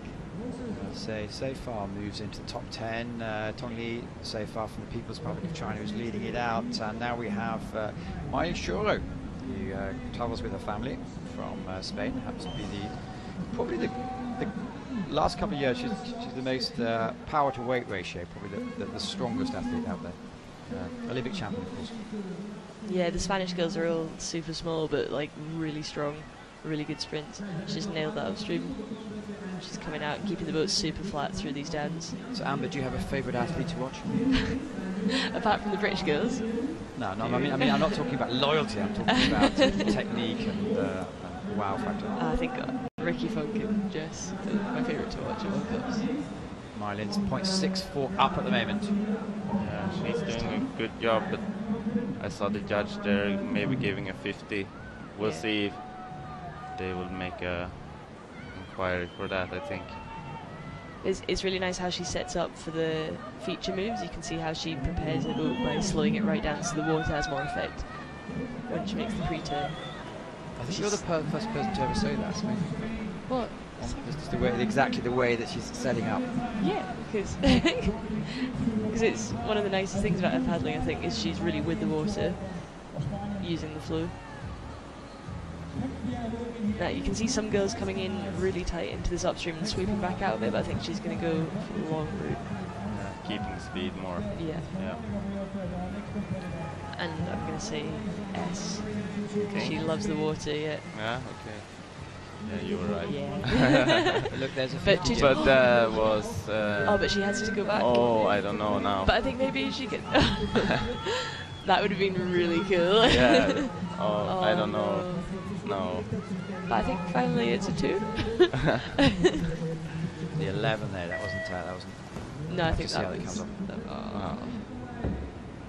But I think she did go upstream through the last up finally. Yeah, maybe. But the run was really good run, except the 50 and the last upstream, of course. But Veronika Vetova, another real animal in the extreme when she's allowed to do it. Let's see how she goes today. She's really strong.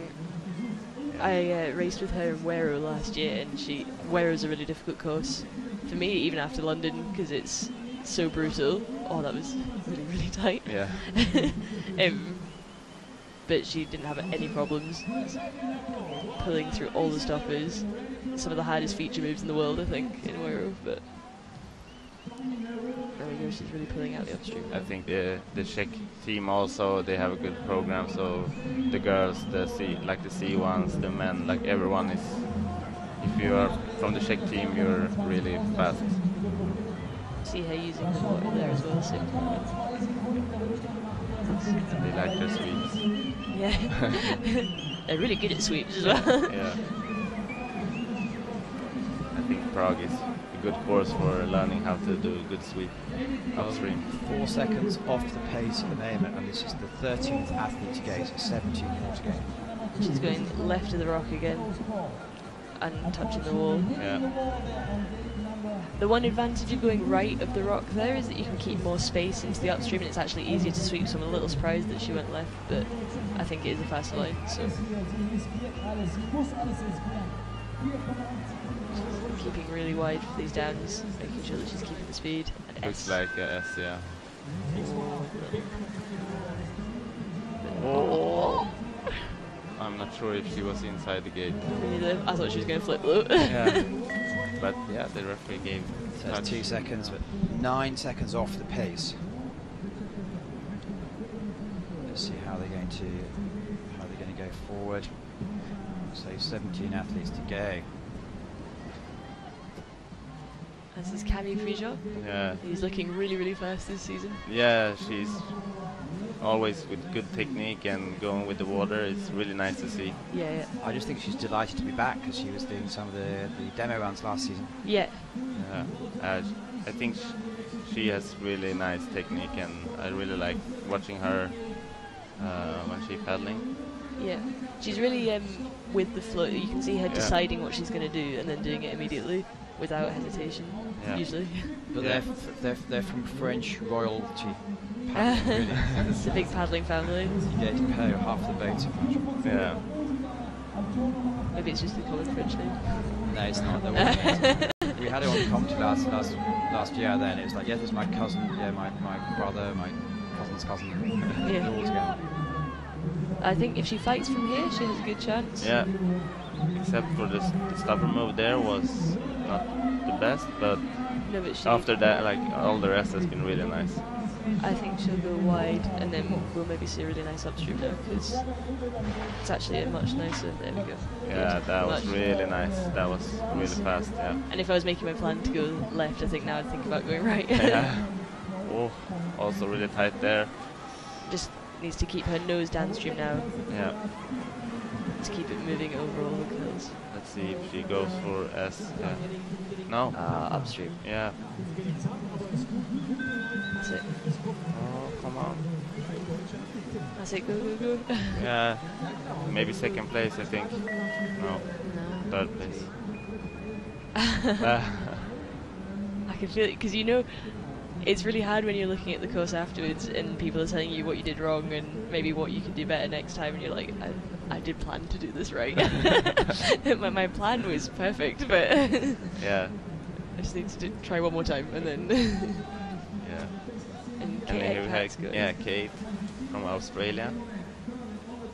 Also doing C1 sometimes. Yeah, I think she's in the semi-final tomorrow. Yeah.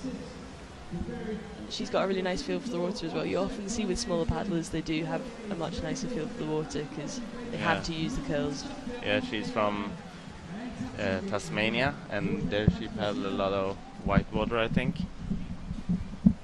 So, so she has good feeling for water, I think.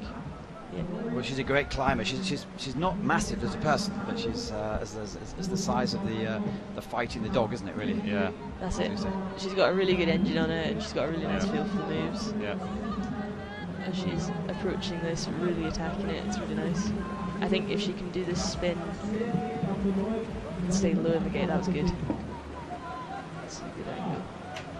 It's really hard if you're too tight here because you end up leaning back and the water's really fast and really shallow. She's taking a wide approach into this upstream again. Sweep out, yeah. Yeah, it's looking really good. And then right into the back of this upstream, so she's going to take some more speed into the stagger. Yeah. She needs to keep her nose downstream to really get some speed into this up. There we go. Cruising at the S. Just slowing down for the water to do its work. And then going underneath pulls. Nice S, but the touch was Yeah. too bad for her. But ground time was really good. So there's an asterisk next to her name. We'll have to see how that pans out. Now we have another Australian. She got a nice run through that curl. Yeah. Ros is third boat on this one? Second boat? Yeah. I think she's probably the second bait Yeah. in the K1 and the second bait in the C1. Yeah. Obviously the Southern Jess Fox jumps in ahead, which is not a bad thing. But yeah, Ros McKeague, she's been down here many times. Yeah, she is. Know this course well, and I think we can see it also when she's go down. You can see her trying to keep her nose down. Often the trick on faster water courses is actually keeping your nose down so that your cockpits are influenced by the flow rather than your tail. So if you have too much angle upstream, it's really hard to keep the boat tracking through your turns, whereas if you can keep your nose downstream, everything keeps moving. I think she's doing that quite well. Yeah, I think It's nice into the stuff. using the water well. Tight gates. I wonder if we'll see our first sub 110. Yeah, still up. Looking very solid so far. Yeah, see if she go, left side. Yeah. To the left. This board has caused some issues before at the top of the eddy. Yeah, Sometimes it's really hard to get Stay around it. clean is also very well. Good. Ooh, Nice. yeah. And then what's she going to go for? Oh, it's close. Very close. Oh no. Also, like you said, keeping the nose down there Yeah. can save some seconds as well. Yeah. So it's the whole of the head and part of the boat at the same time. Yeah, and Right. she's doing that really well. Yeah, That was super nice. She will take lead, I think. Very close. No, I don't think Oh, so. second place. There is an asterisk there which I don't like the look of.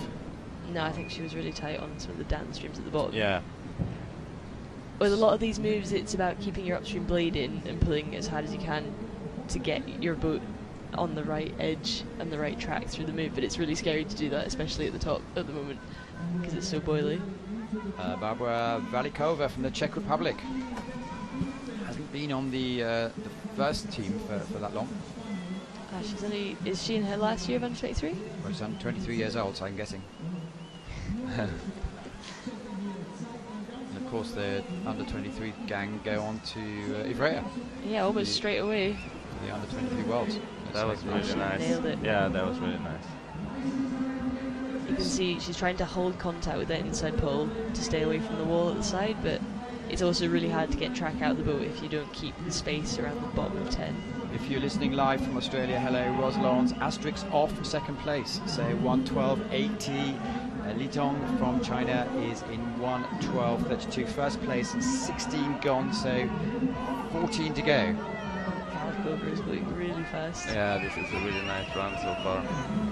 Going really well with the water, and this spin was super nice. So she's going to go wide as well, I think.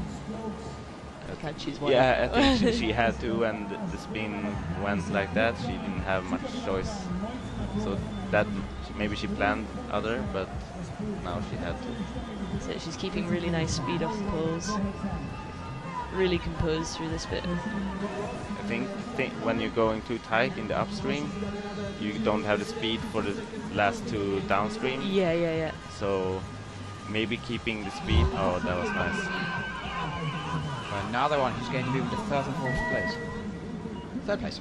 Yeah. So they're starting to be busy at the top, but there's another asterisk next to her name. I think she can be really happy with that run though, because I thought she kept the speed really well. Yeah. Luca Jones.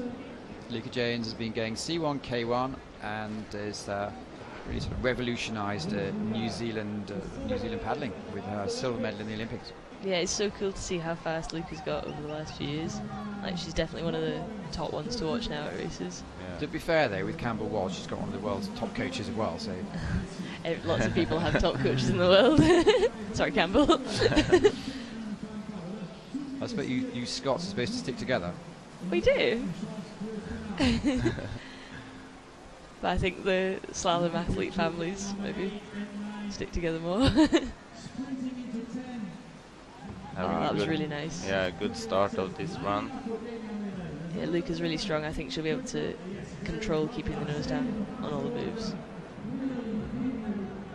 So, getting the engine turning over in this section. Well, with the Olympic year coming up, I suppose now's the time to really to be performing. Yeah, I think everyone's kind of tuning up for the last series of selections before Tokyo.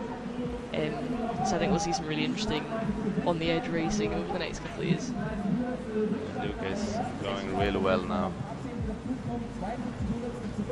Using the water. She's one of those athletes you can see when she's going through a straight section, her boat will stay really dry.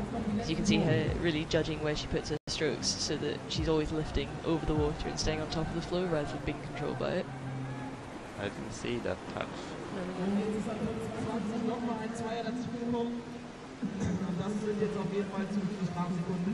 Slowing down, letting the stopper do its work, and accelerating up onto the wave. That's good. But touch. Oh. Fast run time, but it's going to be difficult to go through, and she knows it. So we have an asterisk, so maybe one of the scores could come off. Amber Maslan from Great Britain, you are just about to comment on Kimberly Woods. Oh, it's Kimberly starting next. Kim's a really strong paddler. She's really good on London. It's really awesome watching her and the other girls race there because you can always learn something from their lines. And she's keeping her nose down on the curl going into this upstream. But it's okay because you never lose too much time here because the eddy's really strong and it pushes you back up, I believe. And Fredrik Walland from Sweden. You hope later in the day the Swedes have the advantage over the Brits. Yeah, I hope so. There will be a tough game for sure. I'd like to just say that the Swedes are playing England, not the Brits. Small point. Yeah, but the England team should not underestimate the Swedish, I think. Let's see how Miss Woods is going so far. Oh, really nice moves through that stopper. Really good upstream. Yeah, that was really fast. She's really staying on top of the water, attacking under the poles. You can see her being really precise and waiting for the right strokes. She's She's only 0.06 down. Really solid through the spin. Yeah, going for the right line. I didn't see that touch. No, me neither. Just taking the wide line into the upstream. Yeah, Nailed then the sweep. yeah, Oh. if you take the right line, you see the girls sweeping really nice. It's okay, she can control. Very tight. Oh, no. That's hard. So tell me what happened there. She came really tight into the upstream and went to sweep the nose back around, but the water there's really strong coming out, and I think it took her nose away from her before she could get control of it again, so she let her nose go too much. Yeah, there's a small wave above the stopper. If you can come on that wave, you keep the speed, the water will help you to the gate, but if you're below it, you have to fight, and it's really hard. Yeah. Well, no one has more guts than Kimberly Wood. She's going back up, or she's gone back up to finish off the run with dignity. Yeah. There's good respect for the course, and Yeah. she's going to show us how to do the S. Yeah, really nice. Yeah, it's nice to see. Yeah, good sportsman. Yeah. Now, 19 athletes gone. Well, of course, there's a nation at the end. And it's Lisa Fritsch. We could see the first fireworks. Yeah. I think so, because she's with the flow. She has a tattoo. Yeah. Inside knowledge is welcome, unless their mothers don't know yet. I think they know. Yeah, up on the split as well. See her being really precise about where she puts her paddle. She's keeping the boat running really nicely. Over there the flow changes, so it goes kind of upstream in the middle of the water, so it can be really difficult to get your boat running through that section. But she's doing really nicely. You can tell she knows this course really well. Yeah, the Germans are normally very good in this course. She's still up on the split. No, there's a cheap penalty there. 2 Oh seconds. no! Ah. Oh, she went for the spin and was Came too up too high. high, Yeah, and went out before she could go down the gate. That's a really difficult spin sometimes because the eddy does draw you up really Yeah. early, so you have to lean back and then that puts your tail down, which draws you up more Yeah. and then creates a problem. Yeah, But she's going to finish the run. 'cause Yeah, that's game over there. yeah, there's no it was chance. game and over. I guess there's extra disappointment because it's your family and friends are often here, Yeah, Yeah. and there's different pressures because you expect it to do well. Yeah, but Lisa is from Leipzig, so Yeah. it's not completely her home course. yeah. So there are some unexpected moments for her as well, I think. The same as everyone. She had a nice run in the start, but the spin was very big mistake. So I think she'll demonstrate. yeah, Okay. she Tired. she knows she can do well. So hopefully she go home and come over this mistake. So we're just about to get our first qualifier. It's going to be Li Tongming from People's Republic of China. 10 athletes to go. Vertuchel from Slovenia is struggling at the beginning. I think now if you have a clean run, you're in with a really good chance of qualifying. I really like the Slovenian girls' feel for the water. They have like a really nice style that works generically through loads of slalom courses. Yeah, You can see her really attacking on some bits and then slowing the boat right down again to make sure that she gets contact. You can see on the girls who are doing this move the best, their boat's not jumping when they go in the stopper, Yeah. because they're not falling onto their downstream blade. They're just keeping really, really flat and just driving all the way through. yeah. Using the stopper to help turning and also keeping the speed. Yeah. She's going left of the rock, so she's going to rudder here, and that was a really nice turn. Yeah, a touch though. I didn't see, I couldn't be a judge. It was with the paddle on the exit. Oh, that's the worst. She's keeping the nose down here, Yeah, making sure that she's attacking. It was really nice downstream gates. And now you can see how she's keeping a little more distance. She will go into the first place maybe, even though. Look at the time. Yeah, 1:12:32. 12. Second place Goes into Silly. with two But- touches. Yeah. But I think she'll be in with that. Yeah.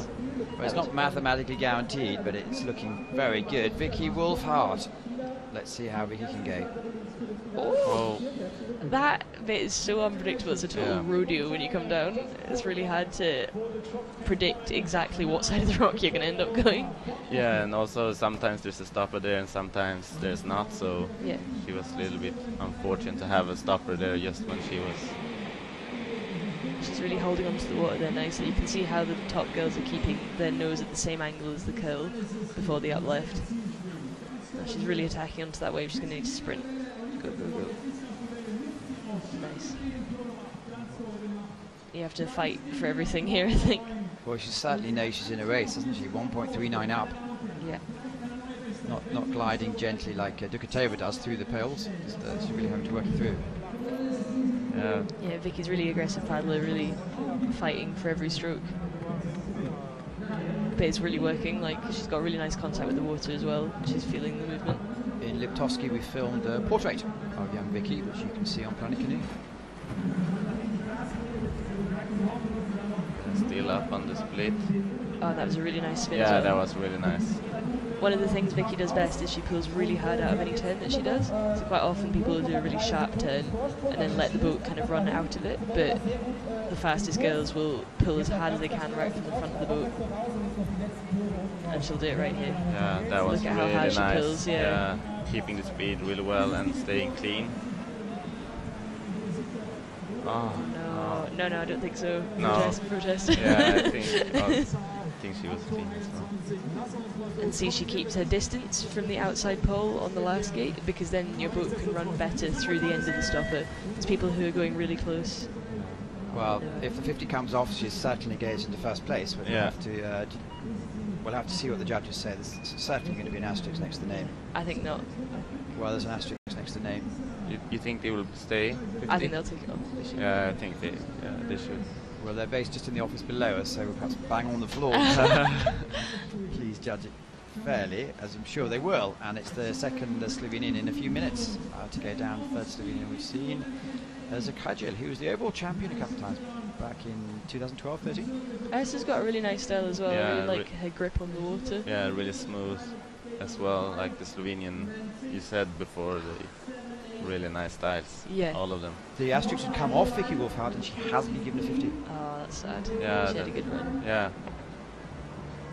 Seems like the last downstreams are really tricky for everyone. Yeah, I think it's really tough because it's the last two upstreams, so it feels like it's right at the end of the course, and even if you're doing a sort of tight exit from that second last upstream, you still want to go out on the wave, but it's really hard not to rush it at this point. That was a really nice upstream. Yeah. And I think we'll see her bringing her nose more up for the spin so that she can accelerate out of it. She looked like she was going to wind up to do it forwards there a little bit. Yeah. I hope we see somebody try. Yeah. I wonder if it's possible to do it as fast as the spin. Yeah, that was a really nice upstream. Yeah. See if she can keep the speed here out from this upstream and do the last downstream. So she's pulling her nose down to get underneath the that's right nice. pole. Now she's really safe for the downstream and keeping the speed. Yeah, she's just been staying really flat and composed. Yeah. That was a really safe upstream. Go. Yeah. Go, go, This go. is looking good. Yeah, isn't it? she can challenge for a top 10, I think. Yeah. So rank 4 should be Moves waiting. into fourth and well, probably go through. We don't know yet. We do know that Tong Lee, Eva Churchill and Ros Lawrence are through to the final. So there's going to be, 7 athletes to go. And Connie, Karina Kunle, let's see if she can take the course apart. About to show this top drop. Who's boss? Yeah. Connie's a really strong paddler, but she uses the flow really nicely as well. Like, I think all the girls are kind of in the semi-final. Yeah. And they've all got a really nice movement. But you'll see her pulling her nose down and then in to get a nice exit onto that flow. Yeah, that sometimes was really nice. Okay, 9th last weekend. I think she can do pretty well here. Yeah. Just holding contact with that wave. She wants to get her nose up into the spin. This And is really nice. Yeah. She's staying close to that inside pole. The wall helped her a little bit as well. Yeah. Sometimes if you hit the wall, you get some help. Yeah, especially if it's the right angle. Yeah. Let's see how she's using the water well here, and good upstream there. Yeah, I think when the Austrians are being coached, they get taught to pull as hard as they can out of the upstreams. Yeah. We'll see her stay nice and flat on this spin. Almost 4 seconds up, so this is looking really good.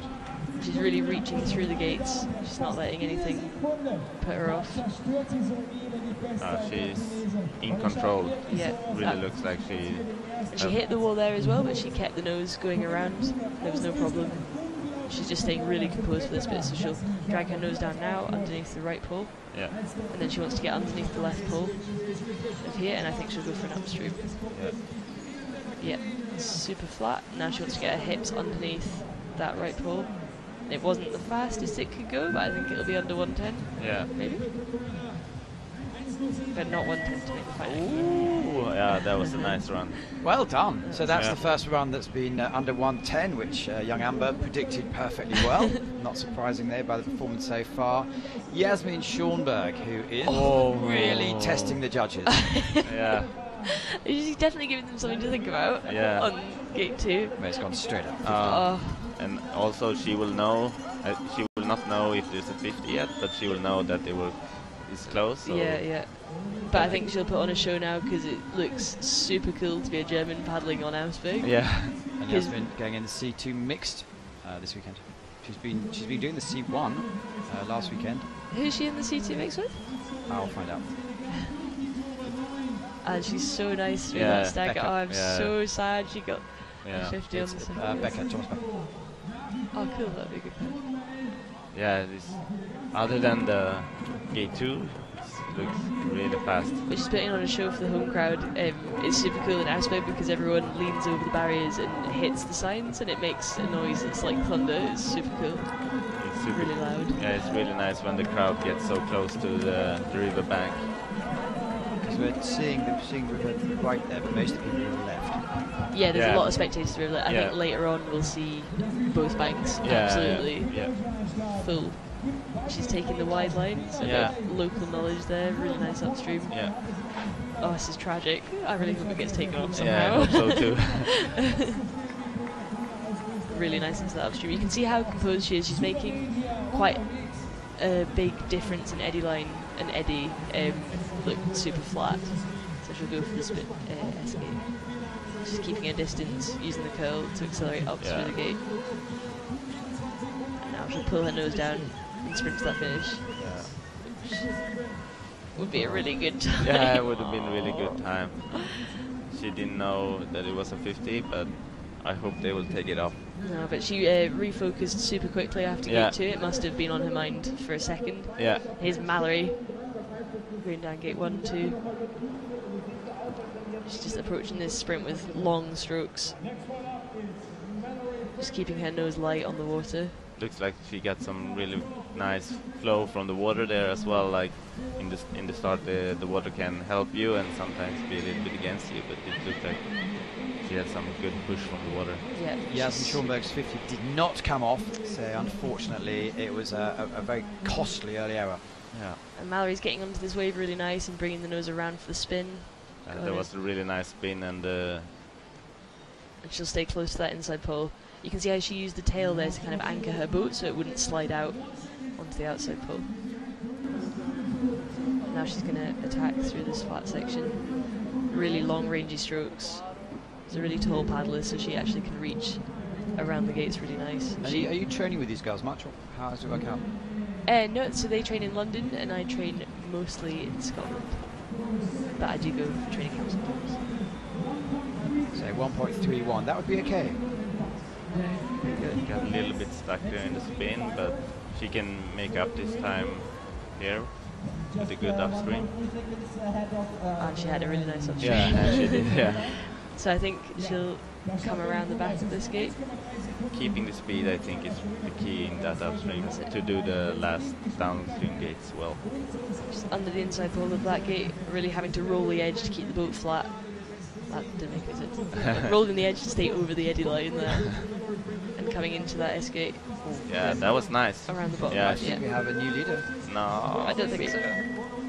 Yeah. Oh, she did. Yeah. Good call. Yeah, that was a good call. So, Franklin comes through, Kunle comes through, Lee, Turchil, Lawrence and Krajel. So 2 Slovenians, just Fox to go, 1 in Liptovsky, 1 in Krakow. Yeah, how's she going to go today? It's funny because I said there, I was like, oh, it's a little bit of luck what happens at the top, but you know, she got a really nice line through the normals. Yeah. I think there's less luck than I think. But if there's a slightest bit of luck, she acknowledged it straight away. She reacts really well to the water, super fast. And so yeah, really getting on top of the flow there. That's one of the hardest things about that move, is getting back out on top.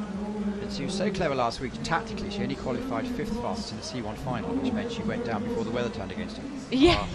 1.23 up. Yeah, That was a good shout. Yeah, super good start from Yes. I hope she can keep the same focus during the rest, and it will be really fast. But so far we saw her up. Oh, the 2-second penalty. She was a little bit tight to that pole and just took it on the centre of her paddle. But you can see her engaging that 6th gear. Yeah. But she's keeping really controlled, like normal. Coming underneath and making sure that she's not too early on that spin. That's the key in this move. Making sure that you're not.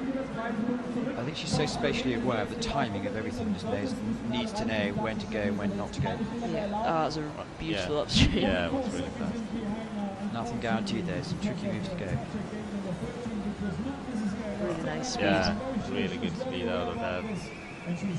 So yeah, sitting up, even though it's the bottom of the course and her forearms will be dying by now, she's really sitting up and looking at the poles rather than trying to. Oh, that was really nice. Yeah, that's nice. Good. So now she'll hold to the finish.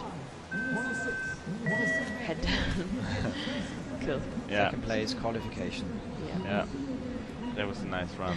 You can see everyone's knackered at the bottom. So Augsburg doesn't look too big on video, but it's sometimes some of the moves are really against the flow.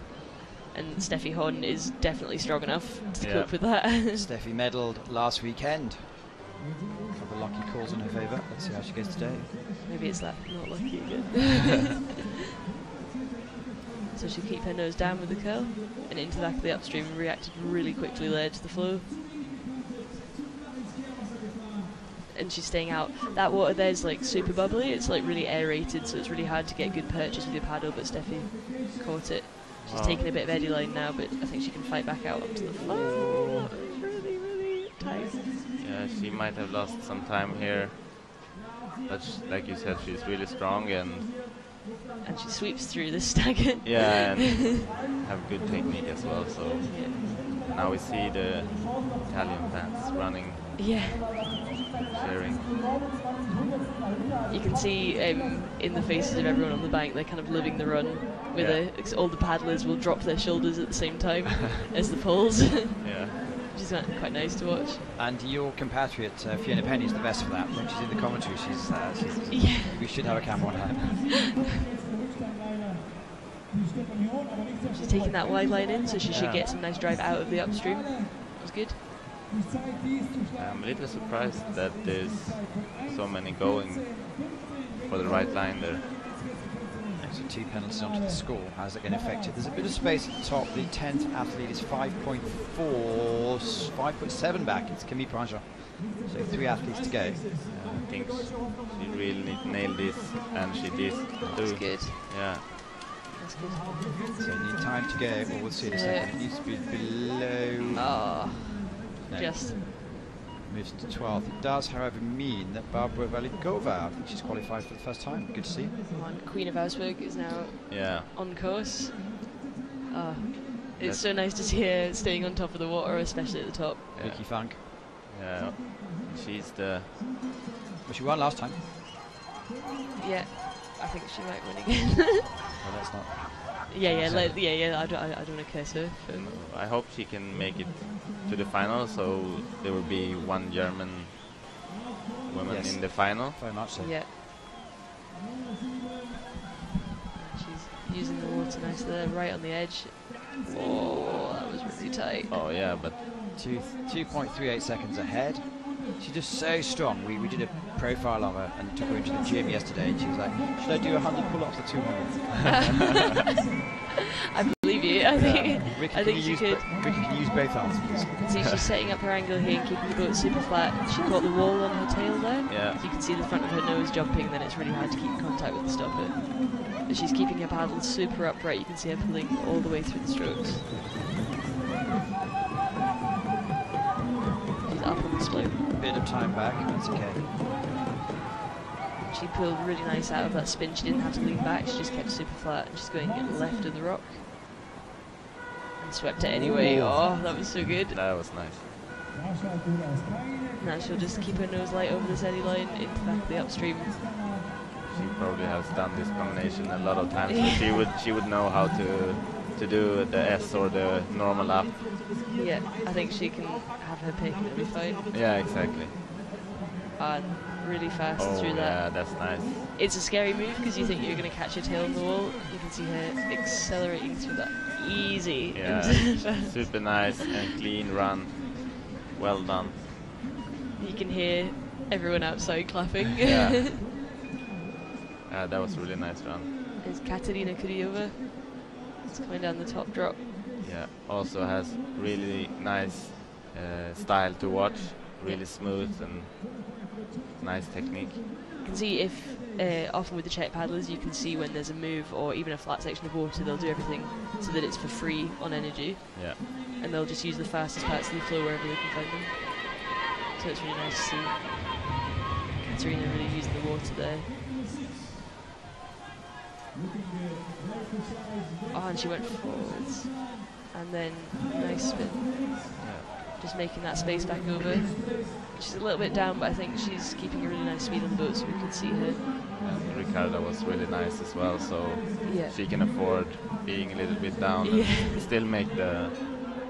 There's a bit of space, isn't there? There's 6 seconds going back from the top score, so if you go in 1:14 you go through, and it's Amelia Higatoga who's going to be in or out. It's amazing stuff there, really nicely. So there will be one check in the final. Maybe. Yes. Oh no. Yes. She's only at gate 17. Like, No, because Amelia is also from the Czech Republic. oh yeah. 13 and 14, 2.4 seconds behind. This might be a close call here, but I'm very sure now she's going to risk everything. Looking good. Let's see if she can do the last part, the tricky last part. Ladies and gentlemen, we're now our last competitor. It's all about... She's staying tight into that pole, keeping her nose down in this section. I think she will. Yeah, the S. It's good to see her back at the top because she's had a couple of ropey years. Yeah. Oh yeah, this will be inside for sure. Maybe in the second place, yeah. It's so hard to see the poles on the last upstream. Yeah. For me. I'm kind of like, oh, was that? So we do have no asterisks next to any of the top 10 athletes' names, so we'll see them on the screen in a minute. But we do know the 10 athletes out of the 30. You see on this side of the screen, you actually see there's quite a few athletes sitting into place, getting ready for the action that's going to... well, it's going to have a bit of a 50-minute break, then we're going to be back with the finals. But yes, it's Ricky Funk, no surprise there, qualifies first. Katerina Kuryova, former world champion. Mallory Franklin, C1 world champion. Jess Fax, multiple world champion. Karina Kunli, twice world champion. Li Tong That's it. is also the from People's Republic of China. Eva Churchill's won a World Cup. Ross Lawrence has won World Cups. Erla Franklin has been multiple world leader. Barbara Valkova, we don't know how she's going to perform. So really, 7 of those are world champions. It's a very decorated start list. Yeah. That'll be super cool to see everyone throw down in the final.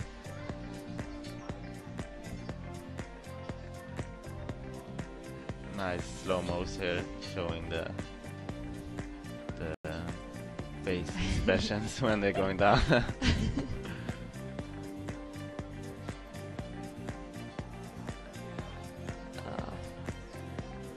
It's a good combination there because you have the world's top athletes on one of the world's top courses with one of the world's top camera teams, so you can't really go wrong. That's it. That's the most exciting sport in the world to watch. Yeah. And to do. And to do, yeah. Especially to race. That was a very exciting race yesterday. So yes, your first experience at this level. Yeah, a World Cup. I did the Under-23 Worlds 2 years ago, but a World Cup feels so different because you're amongst all your kind of icons. I'm sitting on the bank, like looking at a move, and then Ricardo Funk comes up to me and like talks to me. I can't, I can't speak. I'm like, it's so embarrassing. And Frederick, you were a little bit nervous, but I think you had a really good performance on the commentary today. Oh, thank you. Yeah, I was nervous because, yeah, the English and all that. That's way better than my Swedish. So. Oh, yeah. Do you know any Swedish words? Tack. Yeah. You can say Heja Sverige. Heja Sverige? Yeah, it means cheer for Sweden for the football today. Yeah, actually, yeah. Heja Yeah. Sverige. As a Scottish person, it wouldn't surprise me if she did. Yeah, we'll have a little team saying Yeah. Heja Sverige. Yeah, in the Swedish newspaper, they wrote that the Scottish really... Love Sweden now. Yeah, exactly. And hoping that we will win.